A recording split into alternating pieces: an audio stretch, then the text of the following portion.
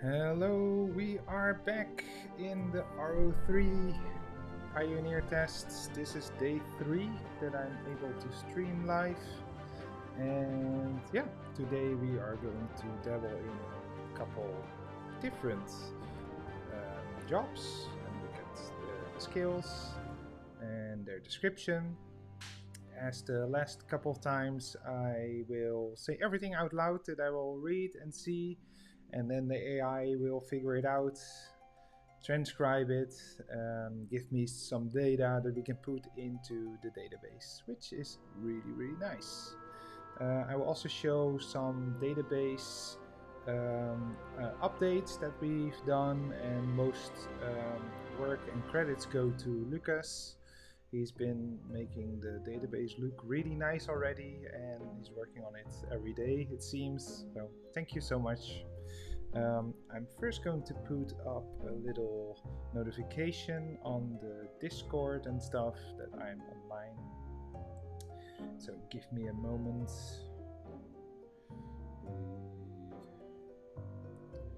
Let's see, this one a little bit smaller.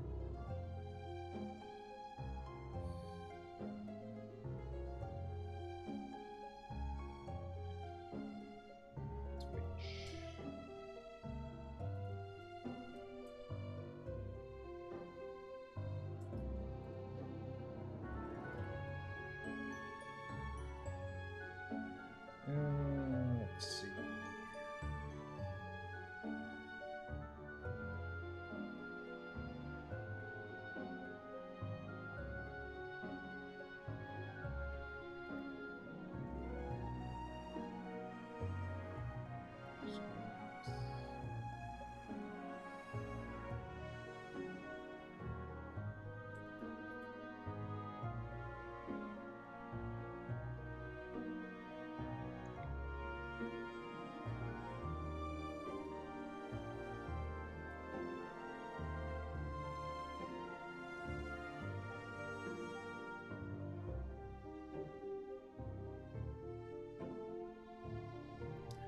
Okay, that's been done. Let me share it to my friends.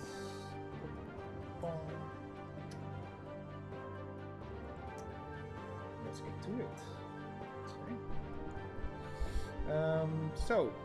How I'm running this game, I have a Mac, so I cannot run this game natively. So it's running through a Steam Deck that I'm having here, which is being captured by an Elgato device, porting it over to my laptop, and I'm using Ecamm Live. So far it has been working pretty well. I'm pretty impressed. Super nice. What character should I choose today? 1, 2, 3, 4, 5. I can make up to 7 characters, I've been told. So I'm just gonna make a new one. Let's call this little fella Sarah the Guard. Too long.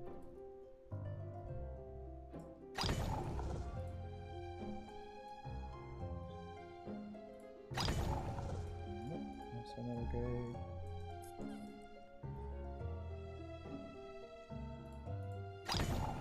Yes, we made one. Great. We're going to do the same thing again. We're going to classic modes. We're going into the settings. Choose key settings, general, keyboard. And I can just walk around. And we're back in the game. So I'm in a novice. Apparently got some buffies. It's good that these windows exist. I'll make some screenshots for that so that we can use them on our website ro3hub.com.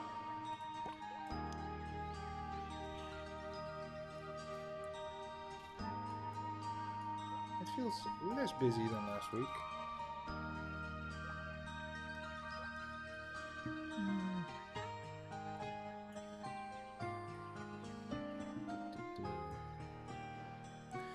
see if any of the stats changed from the last time.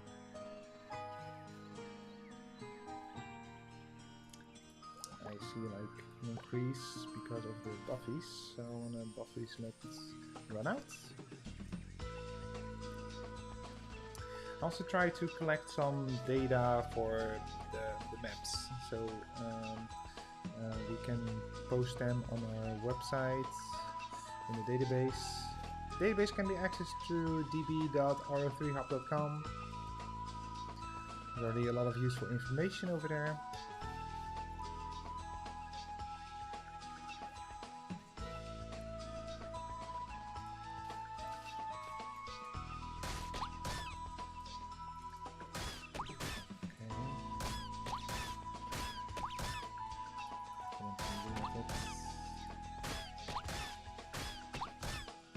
Some damage.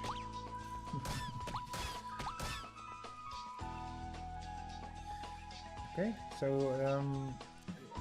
if we go into the EXP that the monsters give, we have a lunatic here, and a lunatic gives, let's see, right, it gives 15 base EXP and 3 job EXP. The pouring gives 13 base EXP and 2 job EXP.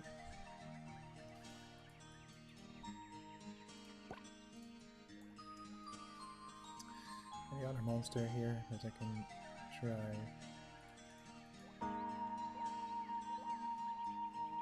don't think so. Okay. Let's go to ponds.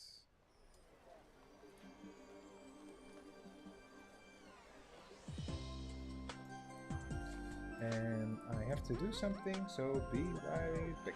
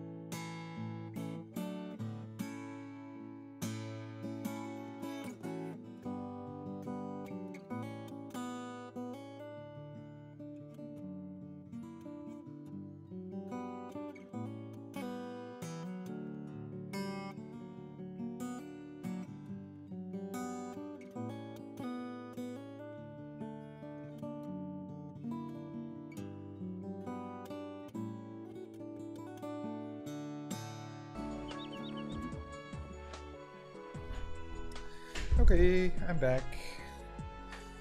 I'm back.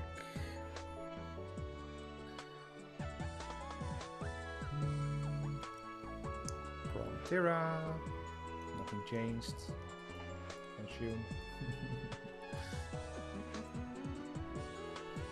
So, just continuing from the last time, I'm also looking at like the text that is in screen that the NPCs are saying. Even though it might be placeholder, I still will put out some bug reports, everything that looks off. So here we see a little bug that there is an extra space in the between I and M. So I will give that feedback.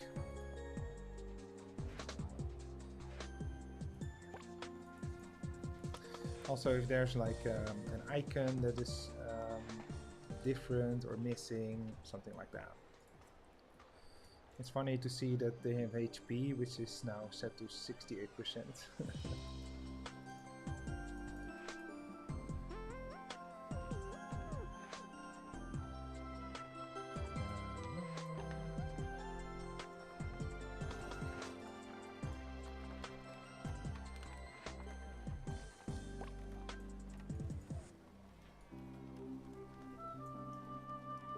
Oh, the icons look really, really cute.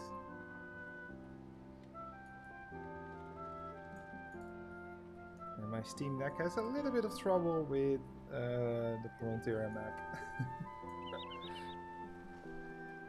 Like jogging along. Yeah?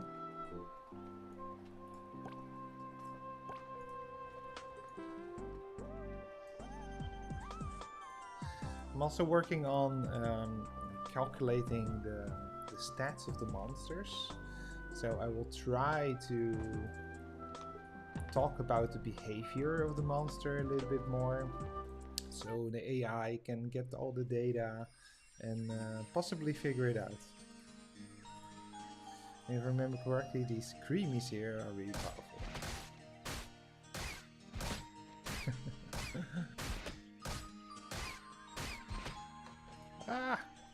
Can't kill it. Oh, look at the yo-yo, it's so cute. So cute.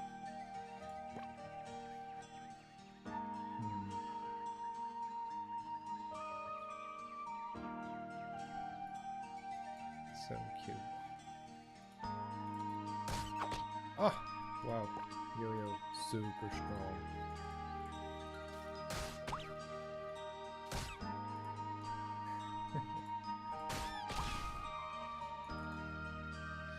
I think leveling up the last time, I think it was Tuesday, was at Nukas. Nukas gave like a ridiculous amount of EXP for how difficult they are.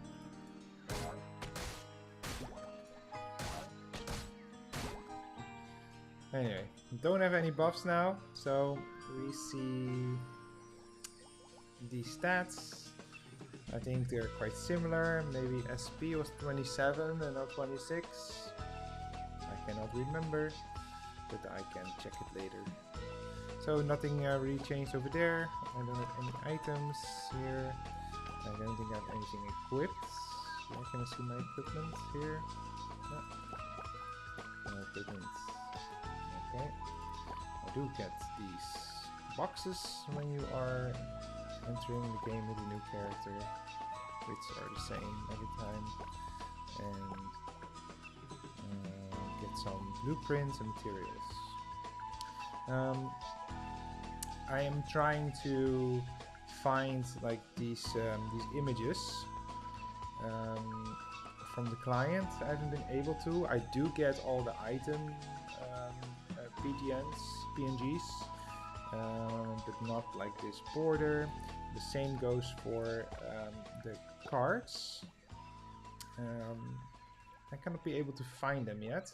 I think they're in streaming data and then in the ABS folder, which is like asset bundle folder.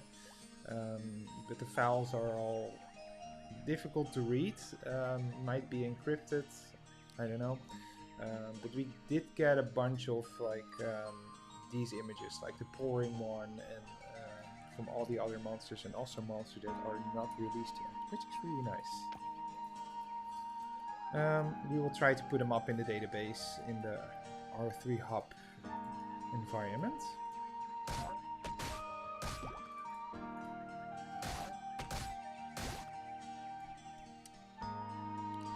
I'll try to go somewhere where I don't go that often, so go to the Geffen area.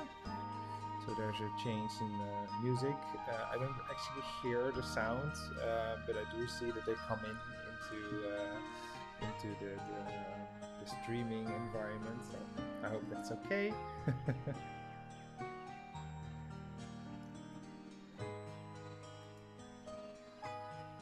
And the moment I will do something like going into skills and changing a job, I will of course announce it. I will make a pin in the YouTube video that I will make from this.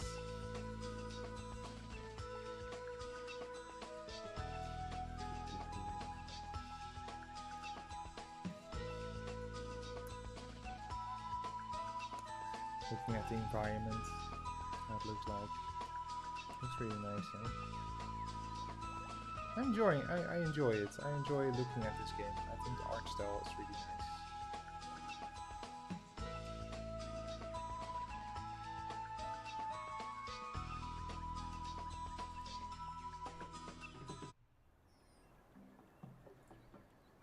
We have John. Give a little bit more XP. So Chon gives 26 base XP and 5 not percent, but 26 base XP and 5 job XP.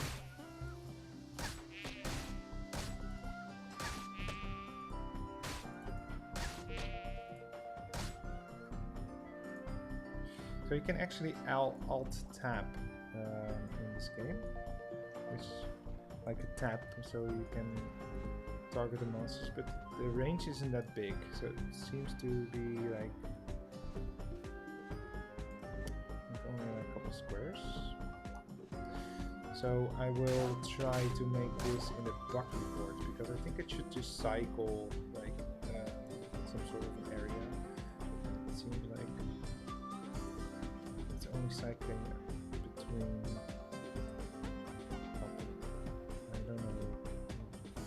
What is reasoning is behind choosing this one? Okay, so I will make a bug report for this. Yeah, definitely. So Fabre gives 19 base EXP and 3 job EXP. Oh, I died. Okay, let's go. Bam. I will do a code giveaway today, if I have a couple of viewers, of course. If not, I might decide to just do it through the forum on ro3hub.com.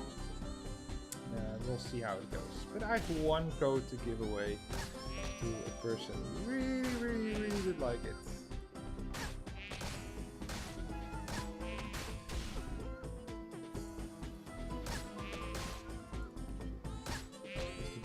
I need a lot of EXP for the first level. Can I see like somewhere the EXP gains, like the actual numbers? This is all locked down because I'm too low level. It doesn't really see anything here.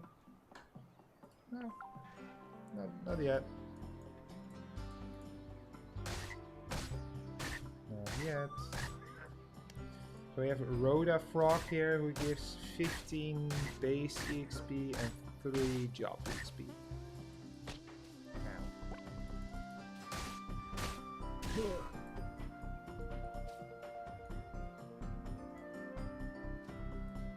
Oh, I can sit. Oh, that's nice. Look at that, how cute.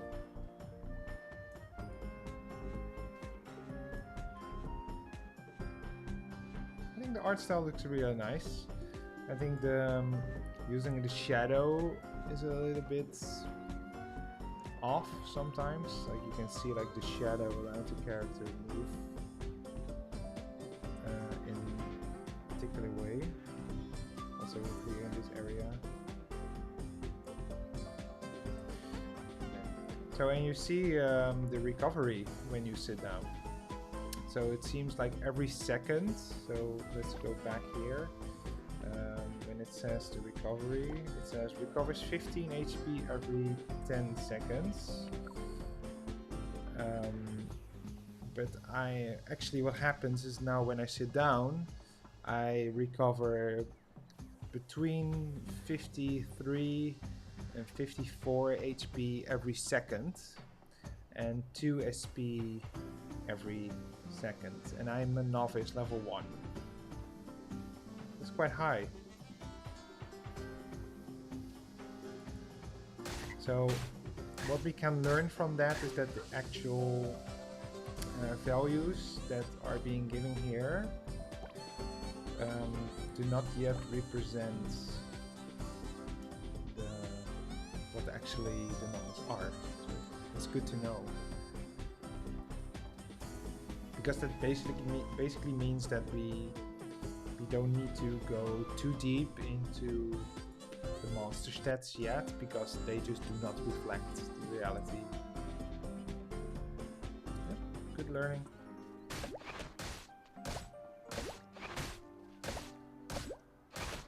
Okay. Well, okay. That gives me now like a closure on going to all the monsters and checking out their attack stats and stuff, because it just doesn't make a lot of sense yet. So let's go into the job change and choose job, and I will choose the Royal Guard. And the Royal Guard, it says their stopping power is enough to crush frontline enemies in the blink of an eye, and they are the most powerful force of the knights. Not only do they excel in both offensive and defensive positions, once they are in rampage, they are able to massively increase their physique within a short amount of time. Okay. A little clip here is coming soon, and what I find really cool is that it seems like a screen capture from the original RO, which I find really cute.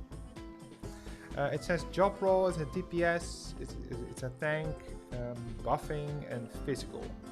So let's choose the job. Oh. Job change successful to Royal Guard. So, how do you look like, little fella? Yeah, really nice outfit, I would say. Trying to capture all the angles, so it makes me able to render them later and make a short like GIF. Side.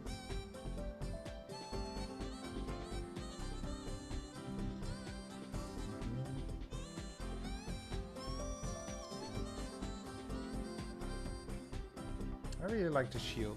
That's really cool.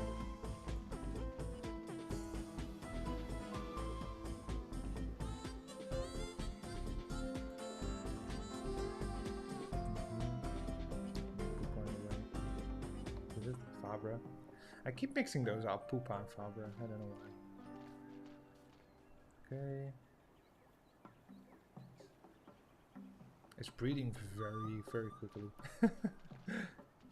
Ooh. Okay. Doesn't really matter if I do this. I think the position stays the same. Just like good old RO. Let's equip some gear. What do we get?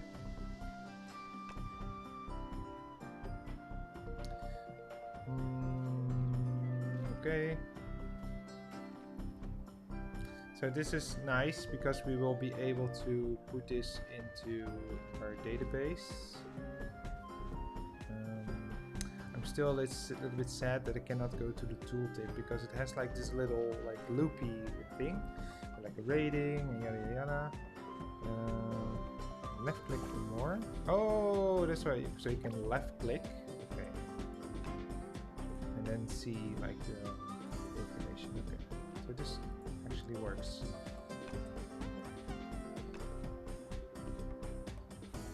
So what does it say? This is Vali's Memento. It's tier 7. So the equipment in this game can have like different tiers. Okay. It's a type, it's a cloak. It's required at level 90 and it's tradable. It says rating 3203. The base stats are that it gives HP plus 4969 and it gives physical defense plus 282. And it says affix Vit plus 11.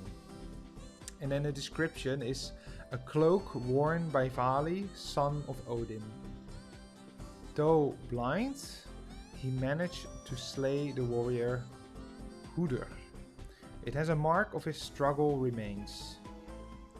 And if I click this loop button, it says next to the HP, it says stat range 4501 up to 5823.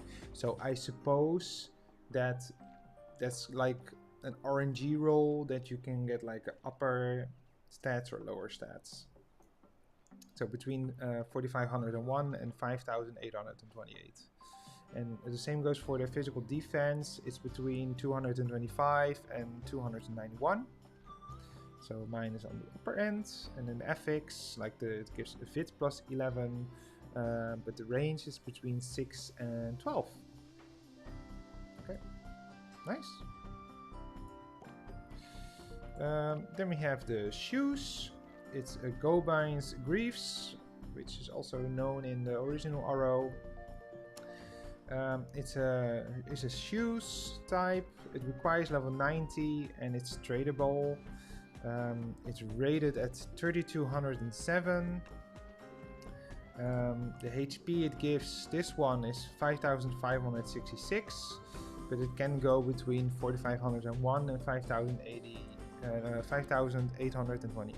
And the magic defense, it's 283, and the range is between 225 and 291. The FX, it gives int plus 8, and the range is between 6 and 12. And the description of this boot is boots crafted by Gobine for a wager against his rival Dolp. Okay. Then we have the swords. And I'm just gonna start with my equipped one. I have the Executioner equipped. It's a two-handed sword. Requires level 90. It's tradable. The rating is 6729 and the base stats are 1653 HP. It gives physical attack plus 556 and magical attack by 488. And the range is that it can give between 501 and 19,043 HP. The physical attack can range between 432 and 559, and the magic attack has the same range between 432 and 559. The FX is that it gives a physical penetration plus 219, and also this can range between 120 and 240. There's a job restriction, only swordsman and crusader. I think this is like something gone wrong. So it says job restriction swordsmen and crusader. So swordsman with M-A-N and swordsman with M-E-N and crusader. It says a very scary two-handed sword that has beheaded many executioners. Ooh, scary. So I'll make a bug report for this one because it doesn't seem to be correct. I think it should say Swordsman, Knight, and Crusader. Okay. This bug occurred. I will maybe make a time mark at the 30-minute mark of the stream. Okay. So then we have another sword. It's called Jeweled Sword. It's a sword type. I suppose it's one-handed because the other one specifically says two-handed.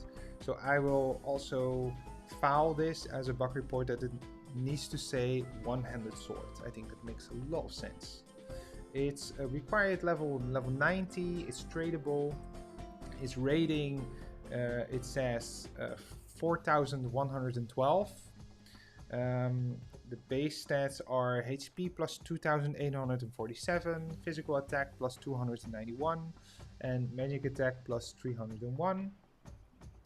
The range, the affix is hit plus 22, and the stats ranges is that it can give between 2251 and 2914 HP.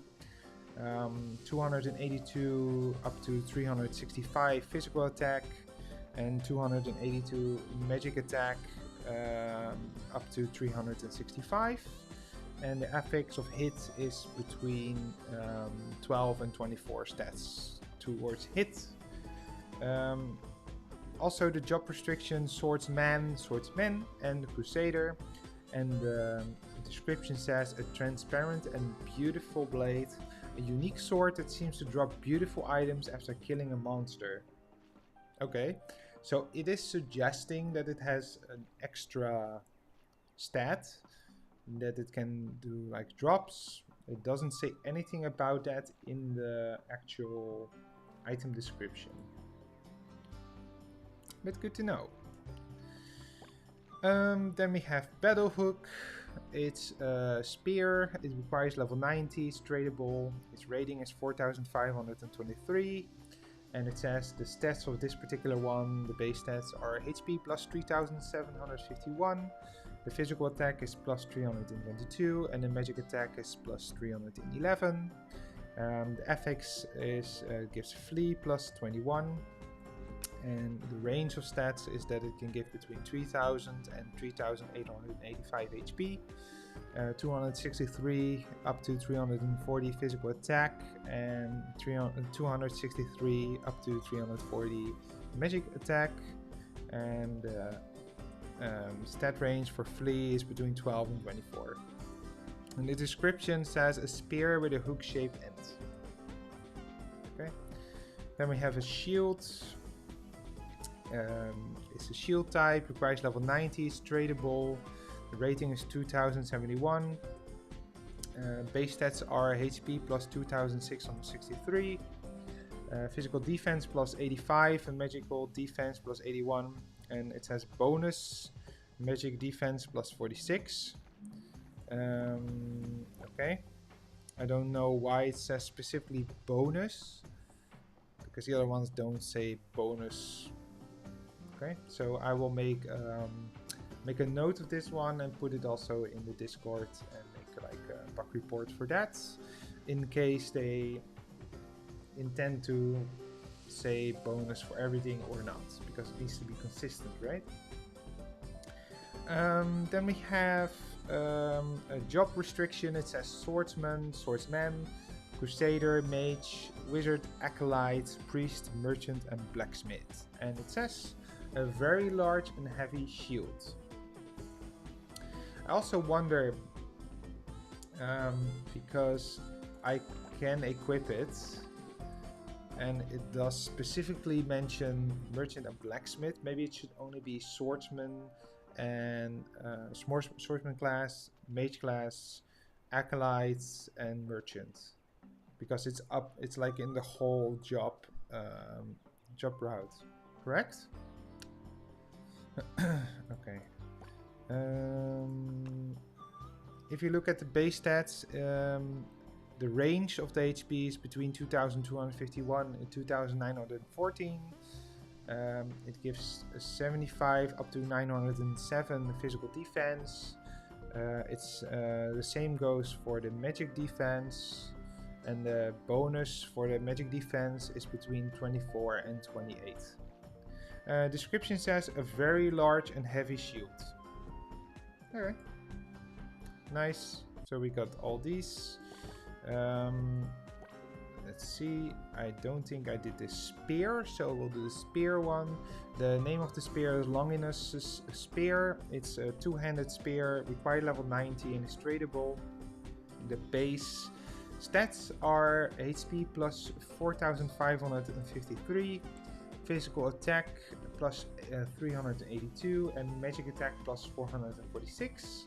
It gives a bonus physical attack plus 36.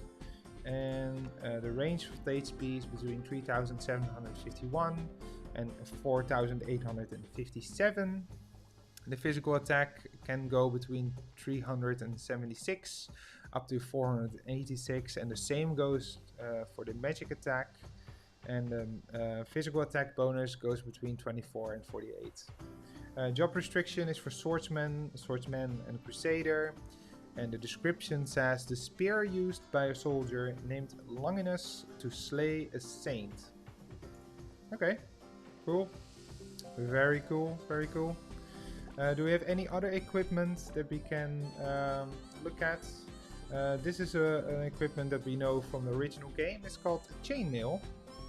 And just for the people that are watching, I am noting down all the stats and all the descriptions, and we'll put it into the database at db.ro3hub.com.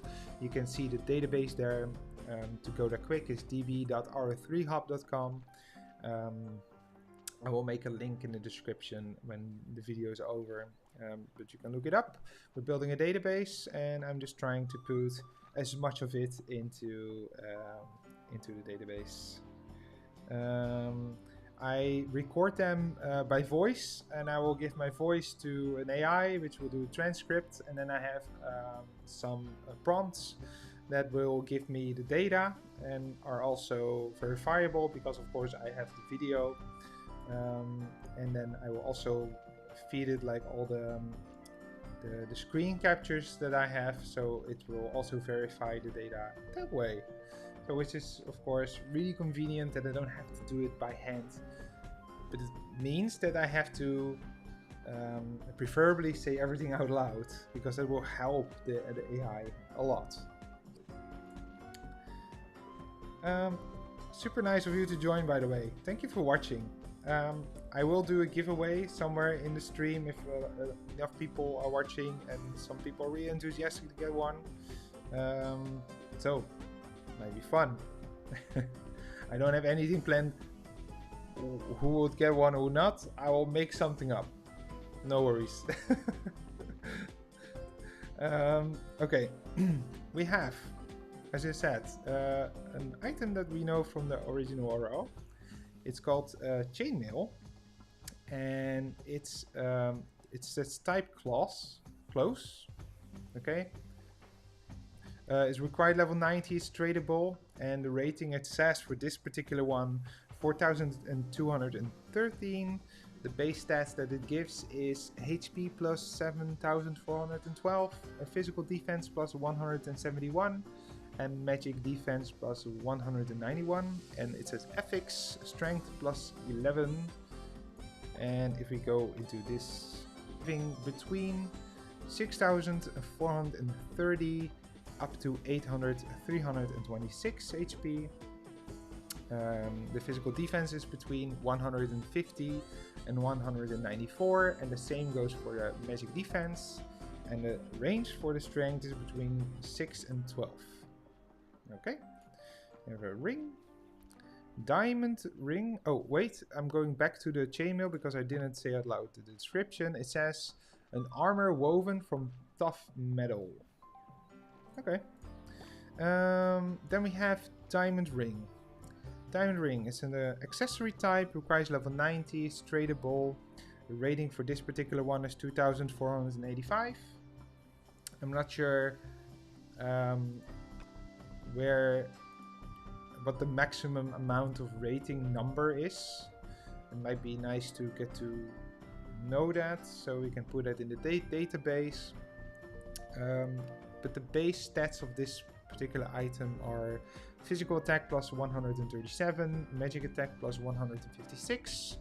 It gives us an increase in attack speed, ASPD, plus 62, and an increase in casting speed by 66. And it gives hit plus 19. Hi there, Dragoneel. Nice of you to join. Let's see. The range between for physical attack is 126 up to 162. The same goes for the magic attack. The attack speed goes between 61 and 67, and the casting speed is between 61 and 67. Hit goes between 12 and 24, and it says in the description, high-end ring inlaid with diamonds. Okie dokie. We did the executioner already, we did the manteau, we got another diamond ring, and we did the griefs. So we got all the items now that we got for the Royal Guard. That's nice. Maybe nice to add the weapon. You can bind up to 4 cards, armor up to 2, ring up to 2, shoes up to 2, the cloak, so let's say the cloak, okay, cloak up to 2, another ring up to 2. We have a little icon that is locked, and I can choose here a Peko, of course. So good for the database. The Peko, it says unlock requirement base level 30. I need riding skill. We will go in that a little bit later. There's a special job item. It's called to be correct, the standard Peko for Crusader is called Grand Peko. It says a combat-trained Peko bred for the Crusaders. Swift, sturdy, and loyal. After renting, tap Combat Mount at the bottom left of the main screen to mount or dismount. Then we have Heavily Armored Grand Peko. It says another kind of combat-trained Peko bred for the Crusaders. Swift, sturdy, and loyal. Okay, and then we have the Griffin, which says Griffin, the Crusaders mount a majestic blend of lion and eagle. Pretty fierce. And then we have a little typo here. The Crusaders double space S mount. So also this I will make a bug report and I'll put it in the Discord for the RO3 official Discord thingy. Okay. So I think that's that for the equipment in the backpack. I have this equipment crafting pack. I will open it. It's for fun. And give some materials. We already went through them a little bit last time. Especially the drops from the monsters like Jalopy, Animal Skin, Worm Peeling, Sticky Mucus, Crystal Fragment. Okay. Okay. Good to know. Okay. Do we have anything more? Oh, we have some cards. So as the developers of the game have told, they are going to remove the leveling system for cards, which I think is a really positive change. And I'm sure after all the feedback that people have given, it's gonna be more like the RO1, I suppose. Don't take my word for it. Okay. Do I have a card here from a monster that I didn't see before? Yes. Hornet. I think the image looks really nice. Nice illustration. Very nice. So Hornet card. It's a card and it's bound to weapons. It's tradable. It gives strength +1, physical attack +11, and magic attack +11. Nice. Then we have another one that I didn't see before. Is Thief Buck Mail Card. It binds to shoes. It gives agility +1, physical defense +11, and magic defense +11. We have a wolf card. Hey Kilia, welcome in the stream. We have a wolf card, and it's bound to weapon, and it gives damage versus small enemies +2.24%. Very specific, nice. Then we have a stem worm card. It's bound to accessory, and it gives damage versus angels +2.56%. We have a Condor card, which binds to a cloak, and it gives flee +14. And we have a Kraken sketch card. It's binding to accessories, and it gives crit damage reduction +2.56%. And Kilia says +2.424 seems too small compared to the old school wolf. Yeah, it's a little bit different. I think the wolf card in the original gives like +15 attack. And then Dragon Eel says, do MVP cards like Stormy Knight still give those special effects, or do they only give stat boost? I don't know. I haven't seen any cards yet from MVPs. But if I know anything about that, I will put it up into the database at ro3hub.com. Do we have anything more in our backpack that we are not aware of? What is this?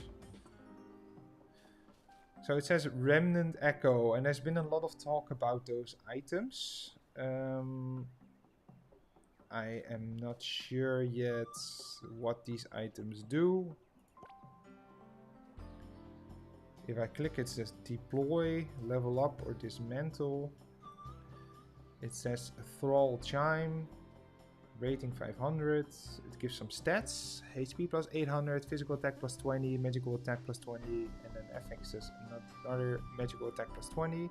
And it says test data into the description. What happens if I do this? Oh gosh, what is this? Okay.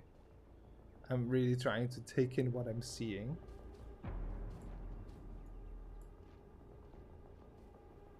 So is this like, gives like stats on top of your character next to your equipment and cards?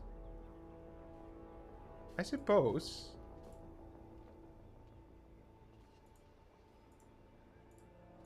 Then what goes in? Okay, so I can just put them all here, right? Okay.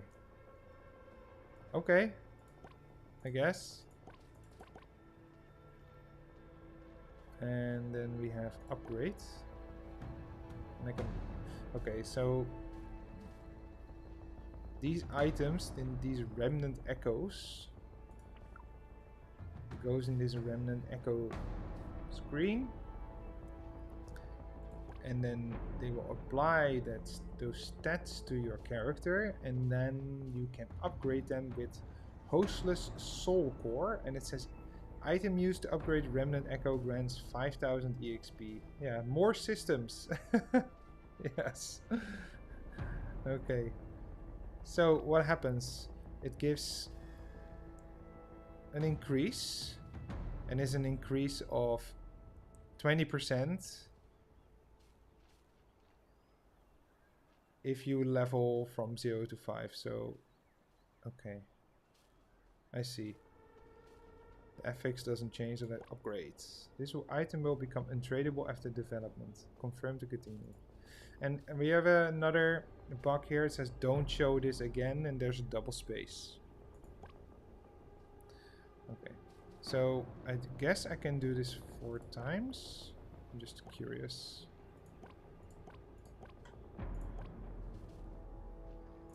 Upgrade.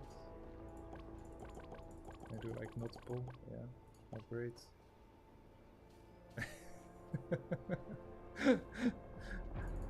I'm just gonna use them all. Why not? So this seems like another leveling system in this game. I don't really know how to feel about this, about another leveling system. But we'll see. The giveaway. How late is the giveaway? That's a really good question. I don't really have a plan for that. I was just about to say, like, let's see who pops up into the watch list. I see that currently 4 people are watching. This is nice. So maybe when there's like 10 or so here watching, and if not, if I don't get 10, I'll just put your names into a random generator and it will make a name and I'll just give it away. Why not? I like that the weapon of the executioner weapon actually has like a sprite on the character. I know in the original RO not all weapons have different sprites. For me, it depends where you get the materials to level this up. Maybe it's like something you can only find in temporary groups, for example. Yeah, if I remember correctly, they said that it's also going to be individually. It's able to get them individually, so you don't have to do those dungeons. Now I'm curious if the other items also have an animation. Yeah, look at that. Nice. That brings some nice customer character customization.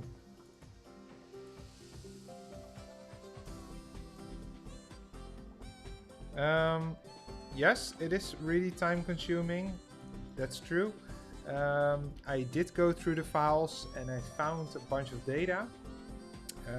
I did find all the item sprites, all the monster sprites that you see in like this little template.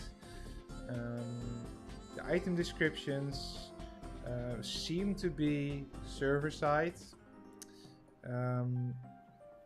I cannot for the life of me find them. I did find some files in the game files in the folder called streaming assets, and then in the asset bundles. But all the files are really hard to read. There are like thousands of them, and I'm still working on that. What I did learn is that, for example, the minimap is being fed by the from server side, so this minimap cannot be taken from the files. I'm sure this file is somewhere, but it's not in the texture 2D folder where I was hoping to find it. And yeah. So still working on that, and I've been working on it like every day for like an hour or two. So I've been doing that now I think for 2 weeks or so, and a lot have been uncovered already, which is really nice. And I will write about that, of course, in ro3hub.com as well.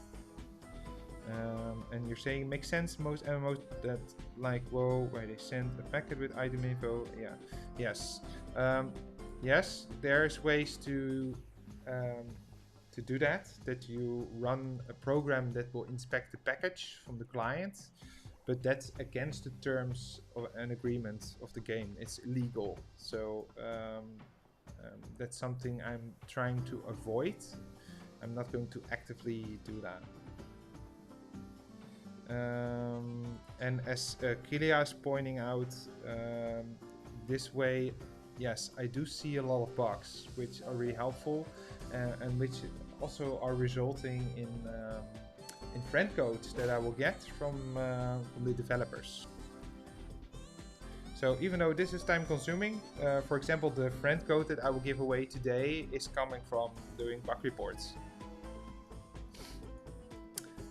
Okay, we are going into the skills.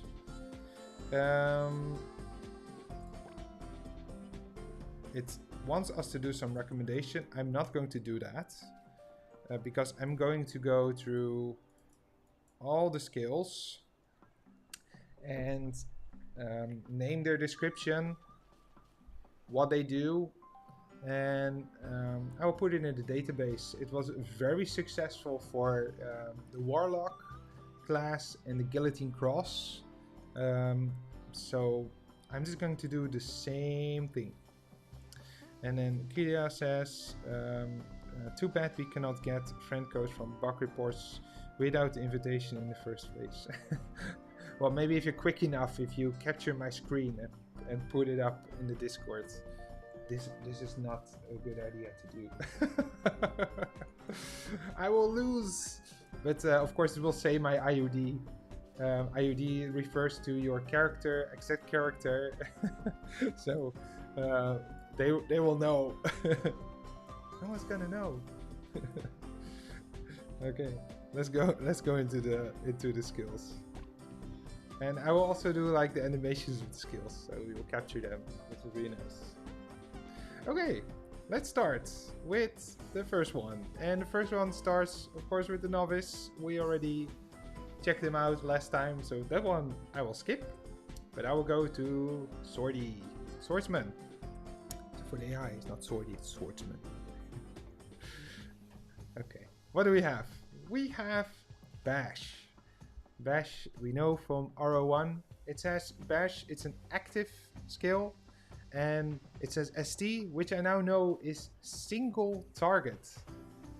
Okay, maybe it's good to find a way to write it down like completely, because I really don't know. It says deals 30% plus 12 neutral physical damage to a single target within 3 meters. The cast time is 0 seconds, the cooldown is 10 seconds, and it costs 2 SP. And that's at level 1. You can upgrade it to a maximum of level 5. And at level 2, you get 35% plus 14 damage. So it gives plus 2 damage and plus 5% increase. That's nice. Then we have 40% over 16. 45% over 18, and the maximum is 50% over 20. Okay, and the difference with the original RO is that you can train Bash up to level 10, and this one is up to level 5. Okay, and how does this skill look? Bam. that looks very like very funny.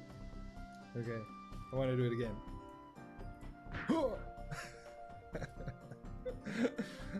That motherfucker didn't know what was coming. So, Smite looks even better. This is oh well, it's a Bash. Then we have Provoke. Provoke is considered an active skill. It's an AoE, and it's considered a debuff. Yeah, show moves the boss. Yeah, for sure. Okay, it says in the description, greatly increases the hatred you generate on monsters for 10 seconds, dealing 42% plus 32 neutral physical damage to up to 10 targets within 5 meters. Also increases your physical defense by 2% for 5 seconds. The cast time is 0 seconds, the cooldown is 10 seconds, and the SP cost is 1. And you can upgrade it to a maximum of level 10. So let's see what changes. So if you upgrade it to level 2, the damage increase is from 42% to 44%. And it goes from 32 up to 34. So that's the calculation it's making. And then there's also an increase in physical defense from 2% to 4%. And I can see that every skill level that I'll give it is increasing by the same amount. So that means in level 10 it will give a maximum of 60% plus 50 neutral physical damage to up to 10 targets within 5 meters. And then also increases your physical defense by 20% for 5 seconds. And the SP cost at the max level is 10. And it goes up with every level. Okay. Then we'll demonstrate the skill. Okay, look at that. And Keeler says, hatred. Is this like an actual threat system? I don't like it how it was in RO, more like which person gets the attention of the enemy with no real tanking. Yeah, that's true. Yeah. I'm also curious.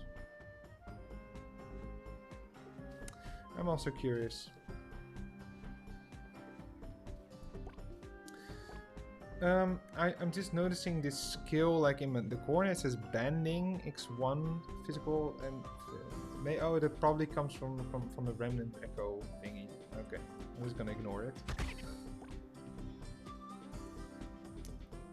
I'm curious if the increase is correct, what it says. Yes, it is. Okay. Okay, let's go to the next skill. We got Magnum Break. And Magnum Break is considered an active skill. It's an AoE, it's a fire element, and is considered a buff.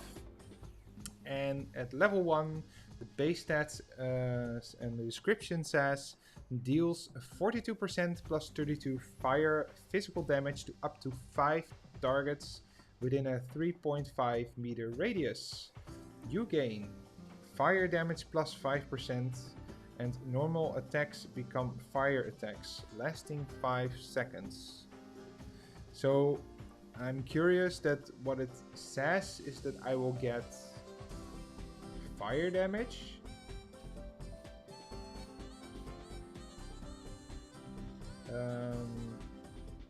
Or that it gives 5% fire damage to my normal attacks for 5 seconds. I'm not sure. I will test it out.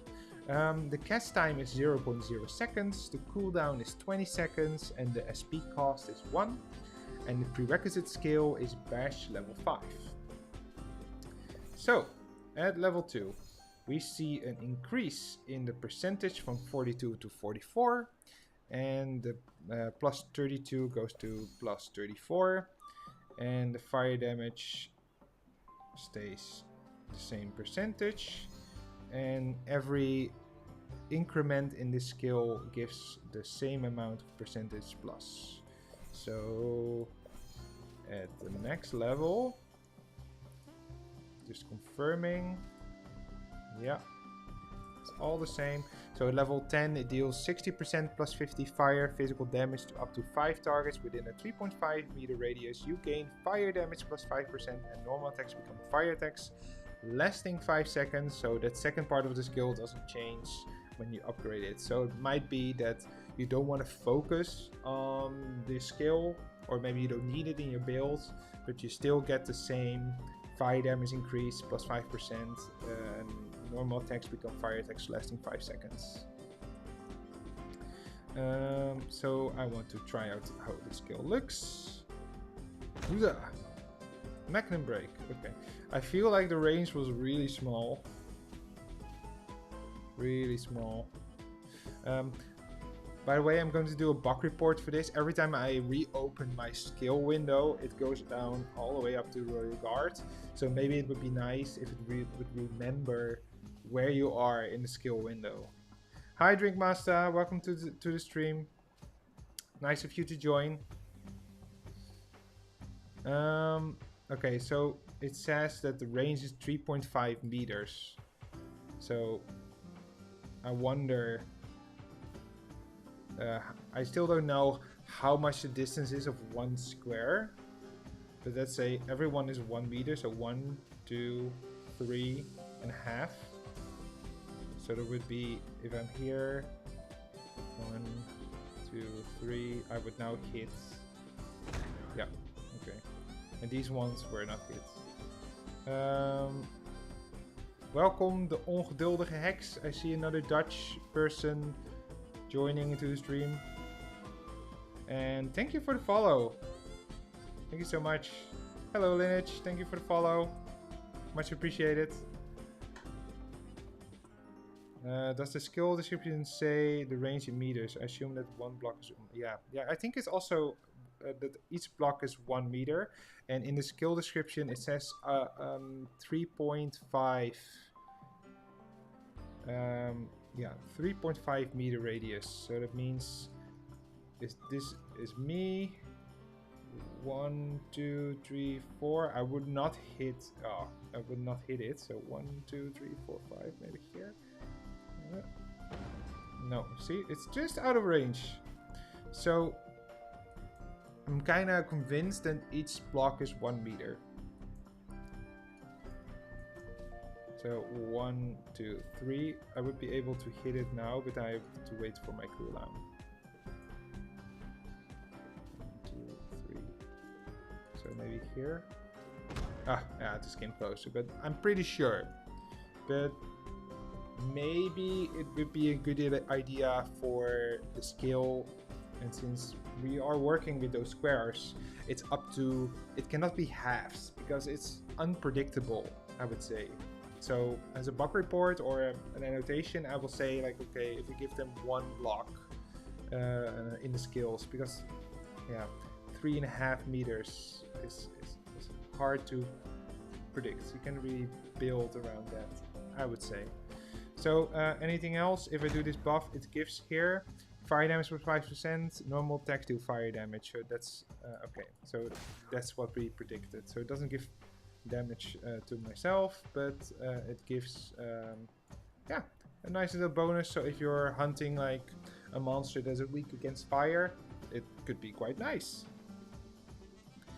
Okay, then we have the next skill, Fatal Blow.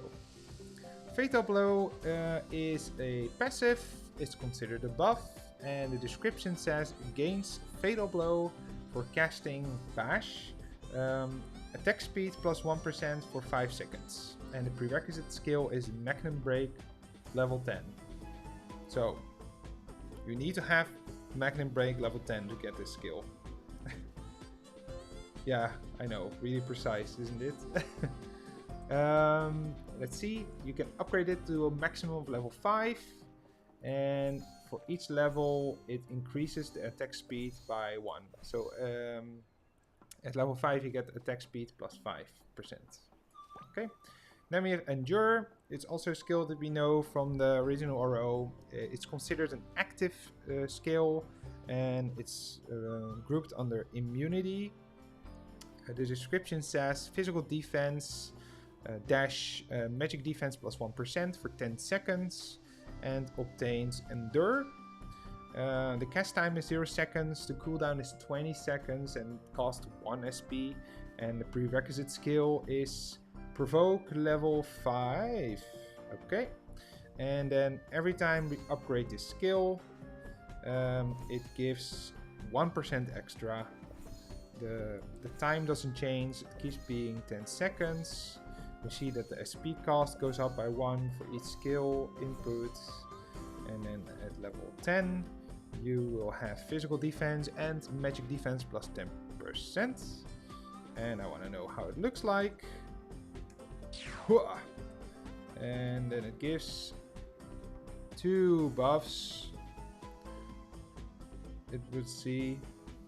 So I'm gonna do it again after the cooldown to be able to spam it really quickly, to read it out loud for the AI. So it says immune to knockbacks and airborne effects, and gain endure and physical defense plus 10%. Yeah, okay. That's really short, isn't it? That's really short. Yeah, it looks very interesting, doesn't it, GeForce BG? I also hope it's not pay to win. What I feel like is that producers have been very open and very transparent, and they answer all the questions, and they seem in their tone of voice and everything that they say that they really are passionate about this product, and that they really want to be a successful follow-up of the original RO. Which gives me a lot of optimism. I know a lot of people don't have that optimism, but yeah, I really feel like it's yeah, I have faith in it. And yes, same for me. When I saw the trailer, wow, I was hyped. Really hyped. Really cool. Okay, we go to the next skills. I will take this away so I can use it in these skills and I can talk out loud about them. What does it say? Sword Mastery. You can upgrade it to maximum of level 10. It's a passive skill considered a buff.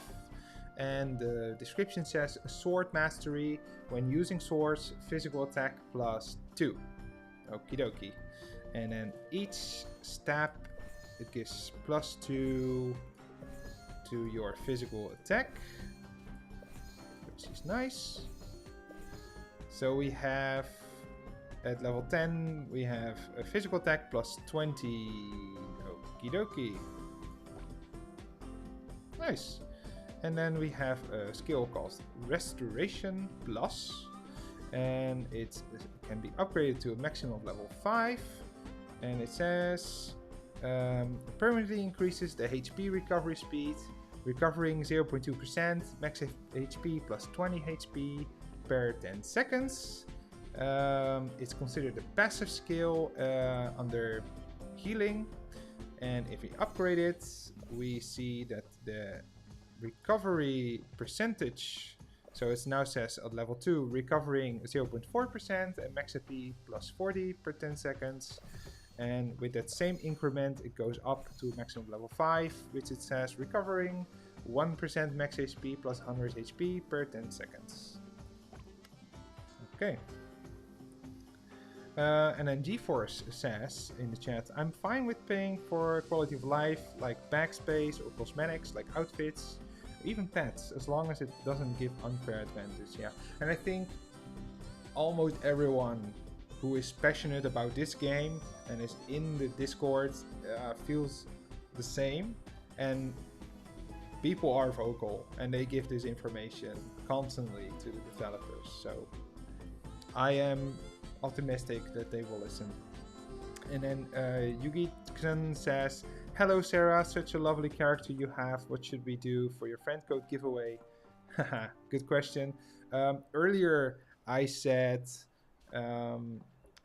that I would give it away when approximately 10 people would be looking at this stream, and we are at 10 already. So I will do this. I will go through this skill menu up to Royal Guard, and when I'm finished, it will probably take another 30 minutes or so. I will give it away. I will put your names into a random generator and I will just give it to someone. Does that sound good? If someone has a different idea, of course feel free to say it, and I will also post it on the Discord for RO3. Maybe we can have some more people, which probably you guys don't want, because the less people the more chance you have, but it would be fun, right, if we have some more people. So I will post my link here. Ooh. Code giveaway in 30 minutes. Okay, I did it.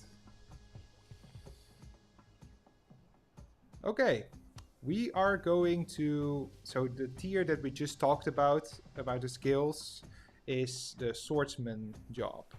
And we will now go to the Crusader, because I am Tulu, the Crusader. Okay, we have a lot of skills. Also some skills that are not released yet. So, let's see. And we start with heal. Heal is considered an active skill, a single target. It's holy and holy element, and it's considered a healing skill. And it says this skill is currently available, unavailable, coming soon. It can be upgraded to maximum level 5. Then we have faith. Faith is maximum level 1. It says increases your max HP by 500 and holy resistance by 2%. We can learn the next skill, which is called riding. Riding is considered a passive skill. It's a buff, and it can be trained up to maximum level 5. It says learn about mount riding to unlock Peiko Peiko. Well mounted, your movement speed will be plus 1%. Rent it via the equipment screen, then tap combat mount at the bottom left of the main screen to mount or dismount. And every upgrade is giving you 1% increase in movement speed. So at level 5 you get plus 5% movement speed. Okie dokie. And yes, Crusader is like Paladin. So in traditional RO you start out as a novice, then you go to your first job, which are a couple. So for this particular one you choose Swordsman, and after Swordsman you can reach job level 40 or 50 in the original RO, and then you can choose between Knight and Crusader. And for this one I am now Crusader type, but to be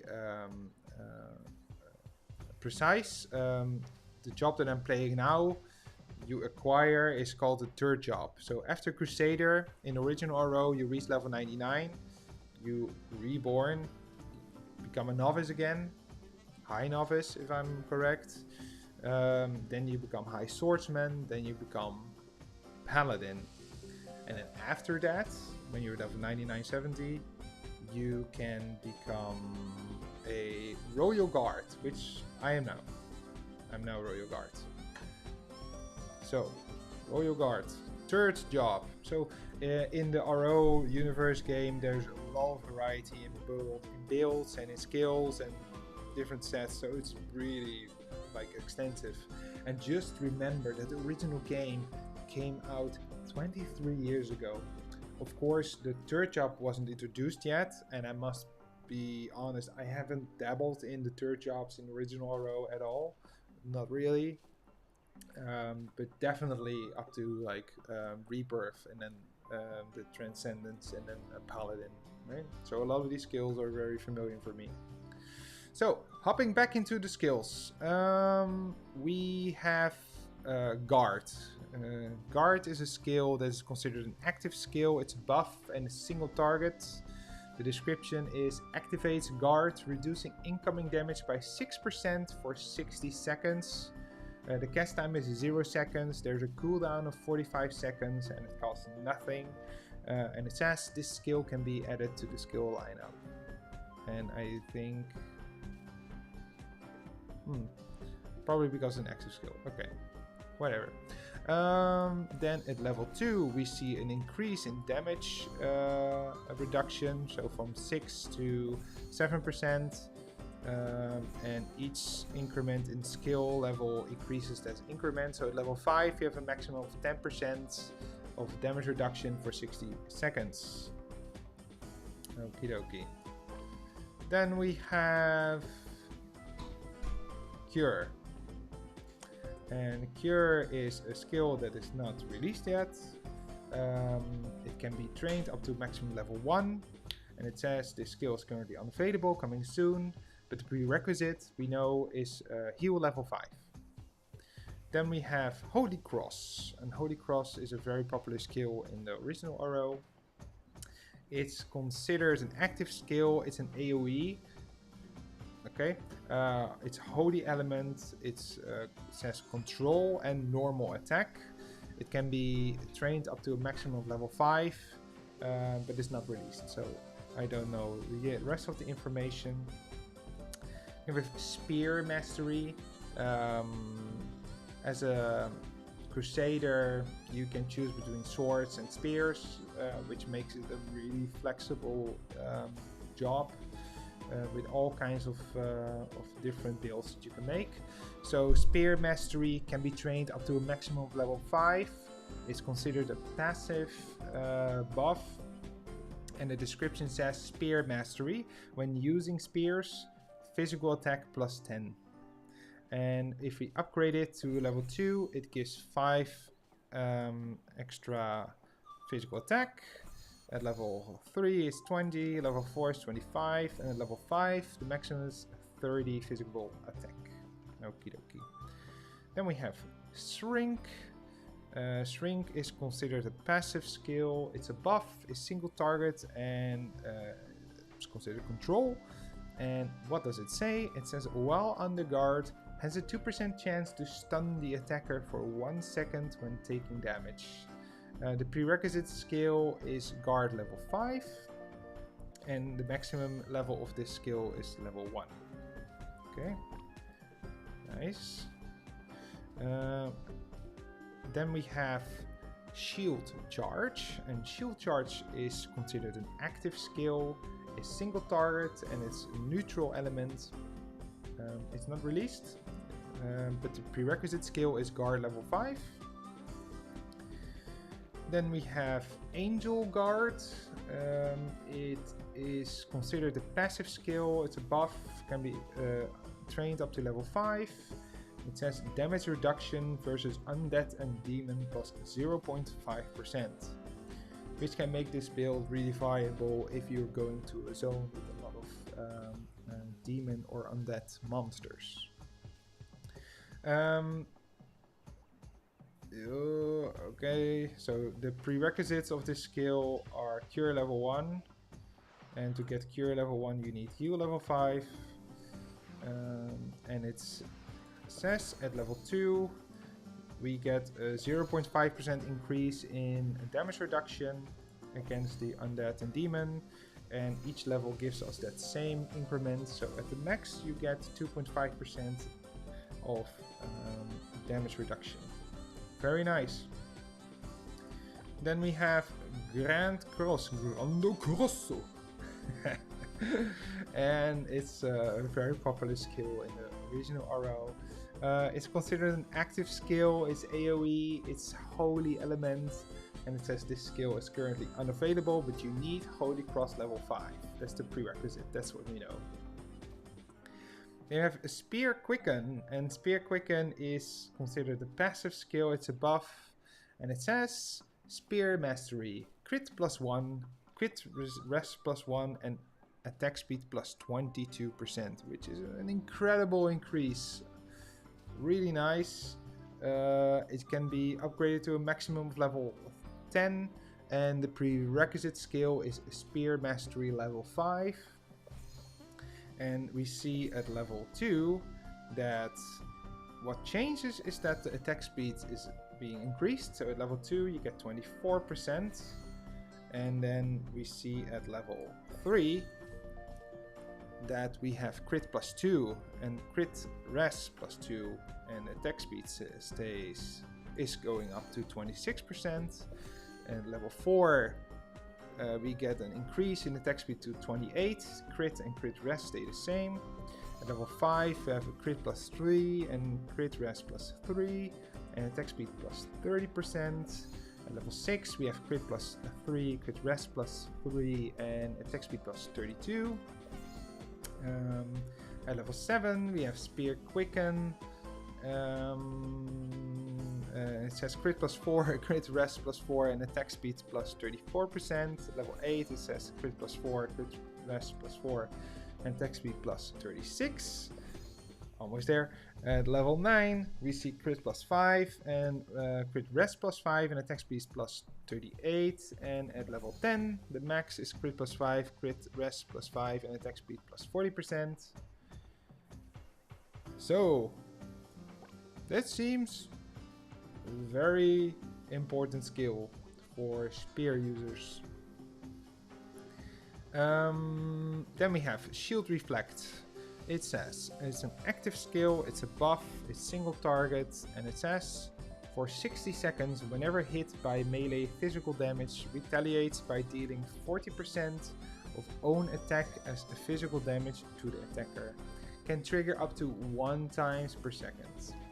Okay, nice. It says cast time 0 seconds, the cooldown is 45 seconds, and it costs nothing. And the prerequisite skill is Shield Boomerang level 5. I haven't seen that one, but I see that's one to the right. So I will make like a little bug report that there needs to be like an arrow here, just like they do here. Yeah, I agree. GeForce BG, there's a lot of skills and buffs spear damage. Yeah. Okay, the maximum skill level of Shield Reflect is level 1. And why can I not click this? Probably because I need Spear Boomerang. So let's see. Spear Boomerang. Let's see if we can get it.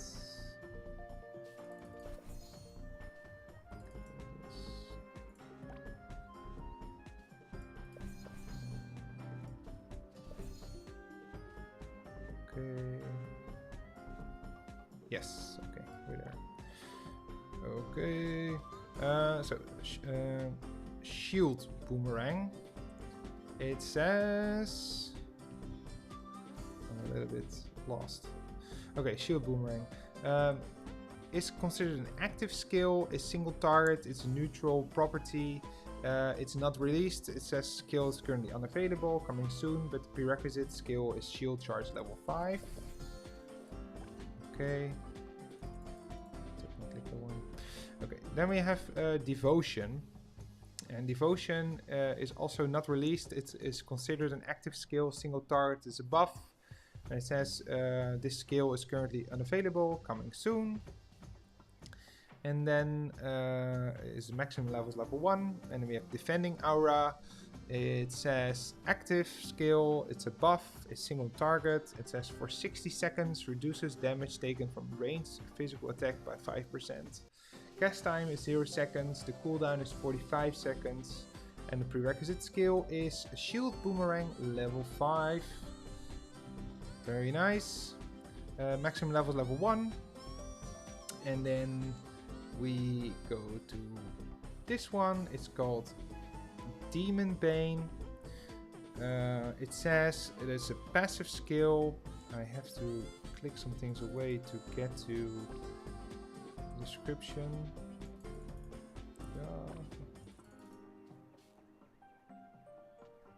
I want this one. Okay, it says so Demon Bane can be upgraded to maximum level 5, is passive as a buff, and it says damage versus undead and demons plus 0.5%, which is also, again, if you build this character and are going to focus on undead and demon monsters, which RO, the original RO, typically has a lot of those monsters, really viable. The prerequisite skill is Angel Guard level 5, and you start off with 0.5% damage increase, and it goes up to 2.5%. Okay, and then the last skill is called Resistant Souls level 1. It says increases demon and holy resistance of allied targets within 15 meters by 2.5% for 60 seconds. The cast time is 0 seconds, the cooldown is 45 seconds and it costs nothing. The prerequisite skill is Heal level 5, is considered an active skill, it's an AoE and considered a buff. And the max level is level 1. Okay, how does this look like?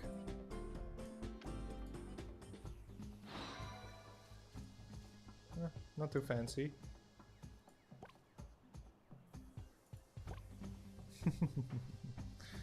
Not too fancy so far. Okay. Okie dokie. So we're going to the next tier, Paladin.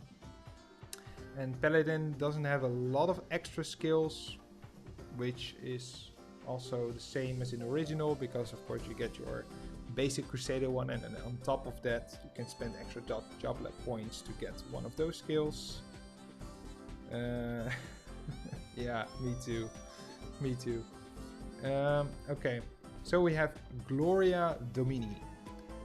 It can be trained up to level 10. It's considered an active skill, a single target, and is holy property, and it's not released. And the skills currently unavailable. Max level 10. Then we have Life Fountain, and it's considered passive skill. It's a buff, a single target, and it has a control element, which I don't know why. It says you gain max HP plus max HP plus 1%, and it can go up to max level 10, which will give you 10% increase of HP, which is very valuable for tanks.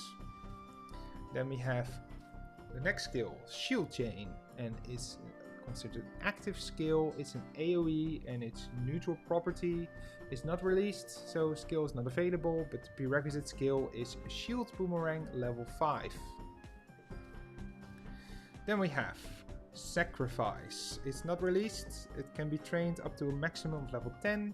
It's considered an active skill. It's a single target. It's a buff. And the prerequisite skill is Grand Cross level 5.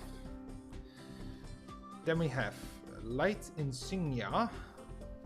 And it's considered a passive skill. It's a buff. It's single target. It's considered control. Max level is level 10. And the description is as follows. It says you gain attack speed plus 11%, defense plus 3.2%. And if we train it, we see at level 2, we see an increase of 1% in our attack speed, and we see an increase of 0.2% in our defense. And it seems like every level gives the same increment. Okie dokie, so at the max level you get 20% increase in attack speed and 5% increase in defense. Then we have Battle Chant, and Battle Chant is a level 1, let's see, active skill, it's an AoE, it's a buff, and the description is as follows. It says for 60 seconds increases physical defense, magic defense of self and allies within 10 meters by 0.25%, simultaneously reduces physical attack and magic attack of enemies within 10 meters by 0.25%. Okay. Then the cast time is 0 seconds, there's a cooldown of 20 seconds, and it costs nothing, and can be upgraded to a maximum of level 10. And we see that if we increase it to level 2, what does increase? So it increases the percentages of the self and allies buff from 0.25% to 0.5, and it reduces the physical and magical attack of the enemies by 0.25 for each level that you will invest in this skill. So at level 10 you get an increase of 2.5% and a decrease of 2.5%, and that's what changes. How does it look like? Okay, so the enemies get this like droopy effect. It's nice. Okay.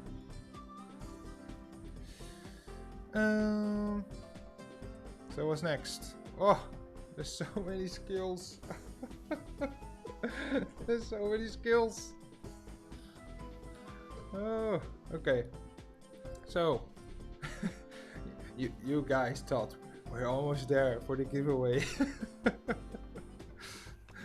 Oh, I'm sorry. I'm sorry, guys. Almost there. So, we'll just go through them. We have... yeah, definitely. I agree. Okay, so, skill. The first skill of the Royal Guard. Banishing Point. It's considered an active skill. It's an AoE. It's a neutral element and it's considered normal attack. And the description says deals a 30% physical attack to enemies in a frontal area 6 meters long and 3 meters wide. For every 1% of attack speed, this damage is further increased by 0.25%. Wow, okay. Cast time is 0 seconds, the cooldown is 0.3 seconds, which makes it a spammable skill, I suppose.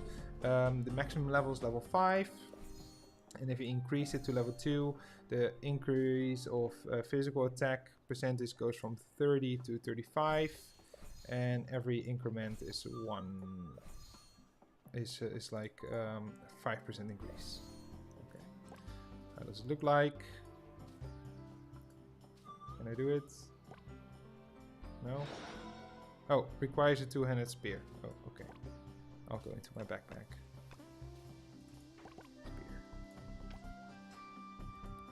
Spear. Bam! I probably can do it like on the ground. Yeah. Okay. Well, okay. It's like a spear, stabby stabby. Boom. Okay. Then we have Whirling Moon, and it's considered an active skill. It's AoE's neutral property, and it has control. It can be upgraded to maximum level 5. It says deals 72% physical attack to enemies within a 5 meter radius around you and pulls them in. Grants over brand for 3 seconds. Cast time is 0 seconds, cooldown is 8 seconds and costs nothing. And at level 2 we see that the percentage of physical attack that it does is increased from 72 to 84. At level 3 is 96, at level 4 is 108 and level 5 is 120. Let's see the skill. Bam! That looked kind of cool. That looked cool. I want to see it again. Bam! And it also pulls them in, right? So if I'm like here, am I putting in this vertifrog? No. So how does it pull them in? Maybe if you try to walk away, it will do it. Yeah, I saw that pull it in a little bit. Okay.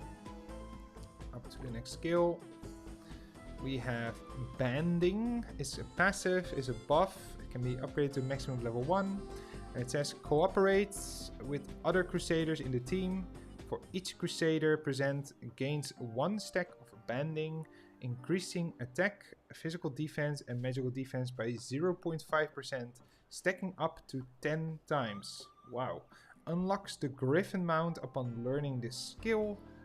Rent it via the equipment screen and tap combat mount at the bottom left of the main screen to mount or dismount. Okay, nice. Very nice. I will mount later. We have the skill Reflect Damage, and it is considered an active skill. It's a buff and the maximum level is level 5. It says after use for 60 seconds, whenever you take damage or your shield value changes, deals 36% physical damage to nearby enemies. This effect can trigger up to 1 time every 5 seconds. And if we increase it to level 2, we see that physical damage, that it does is increased from 36 up to 42%. Level 3 is 48%, level 4 is 54%, and level 5 is 60%. Probably doesn't have fancy animation. Oh, and I need a shield for that. Oh well, that's fine. That's fine. Then we have Oversmite. It's a use skill, I guess. It can be trained up to maximum level 5. It's considered an active skill, single target, neutral property. And it says, let me sip of drink. Ooh. It says, attacks a single target within 3 meters, dealing 60% of physical damage. You gain 1 stack of shield stance. And then it says, a shield stance, when oversmite or reflect damage hits a target, there's a 150% chance, respectively, to gain 1 stack of shield stance lasting 5 seconds. Upon reaching 20 stacks, the next 3 oversmites become Oversmite Plus. Damage is increased by 50% and upon use grants a shield equal to 5% of max HP for 3 seconds. This shield does not stack. Oh my gosh. I just read this whole skill and I don't understand. And that's okay. Okay, so level 2, we see that the damage that is increased is from 60% to 70%, and the rest of the skill doesn't change. Okay. So at level 2, it attacks a single target within 3 meters, dealing 70% physical damage. At level 3, it's 80%. At level 4 is 90%, and at level 5 is 100%. Okay. Then we have Bolt Charge. It's considered an active skill. It's an AoE. It's a neutral property and it's considered movement. It can be upgraded to maximum level 5. It deals 60% physical attack and knocks back enemies in a 12 meter times 5 meter area in front. Then rushes 12 meter in that direction, knocking targets airborne and dealing 240% of physical attack. That sounds really fun. It has no cast time, the cooldown is 10 seconds and it costs nothing. And the prerequisite skill is Banishing Point level 5. And at level 2, it deals 70% physical attack. And it deals, when you're knocking the enemies back, from 240 to 280%. At level 3, it deals 80% physical attack. And when you are knocking them back, when you do your charge, it's 320% physical attack. Level 4 is 90 over 360. And at level 5 is 100 over 400. And I'm really curious how this looks like. Are you ready? Are you ready? Bam! That's cool. I like it.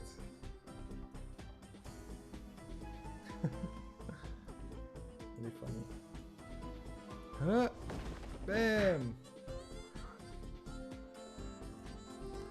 I think this is a cool skill. Yeah. It kind of holds them with you. Okay. Really nice. Okay, then we have Overbrand. An Overbrand is considered an active skill. It's an AoE neutral property. It's considered normal attack, and the description says deals 39 physical attack to enemies within a 6 meter area ahead. For every 1% of attack speed, this damage is increased by 0.2%. If under Overbrand, the attack shifts to a 6 meter radius around you instead, and its damage is increased to 51% physical attack. This skill counts as a normal attack and is affected by attack speed at a rate of 48%. Okay. Cast time is 0 seconds, the cooldown is 0.3 seconds and it costs nothing. And the prerequisite skill is Whirling Moon level 5. And if we increase this skill, we see that the damage increase is increased from 39 up to 46%. And we see that the When it says the attack shifts to a 6 meter radius around you instead and its damage increased to, at level 2 it says 60% over 51. At level 3 is 52% over 68. At level 4 is 59% over 77%. And at level 5 is 65 over 85%. Okay. How does it look like? Let's see, that was not skill. Okay, so it's like when you're in place, then yeah, it's like a cross. Okay, then we have Earth Drive. It is considered an active skill, is an AoE, it's Earth element, and it's a debuff. Yeah, okay. Well, good to know. I will review after my stream how the sounds are, because sounds in RO, the original one, are very satisfying, and I hope that they will implement it also in this game. But thanks for the feedback.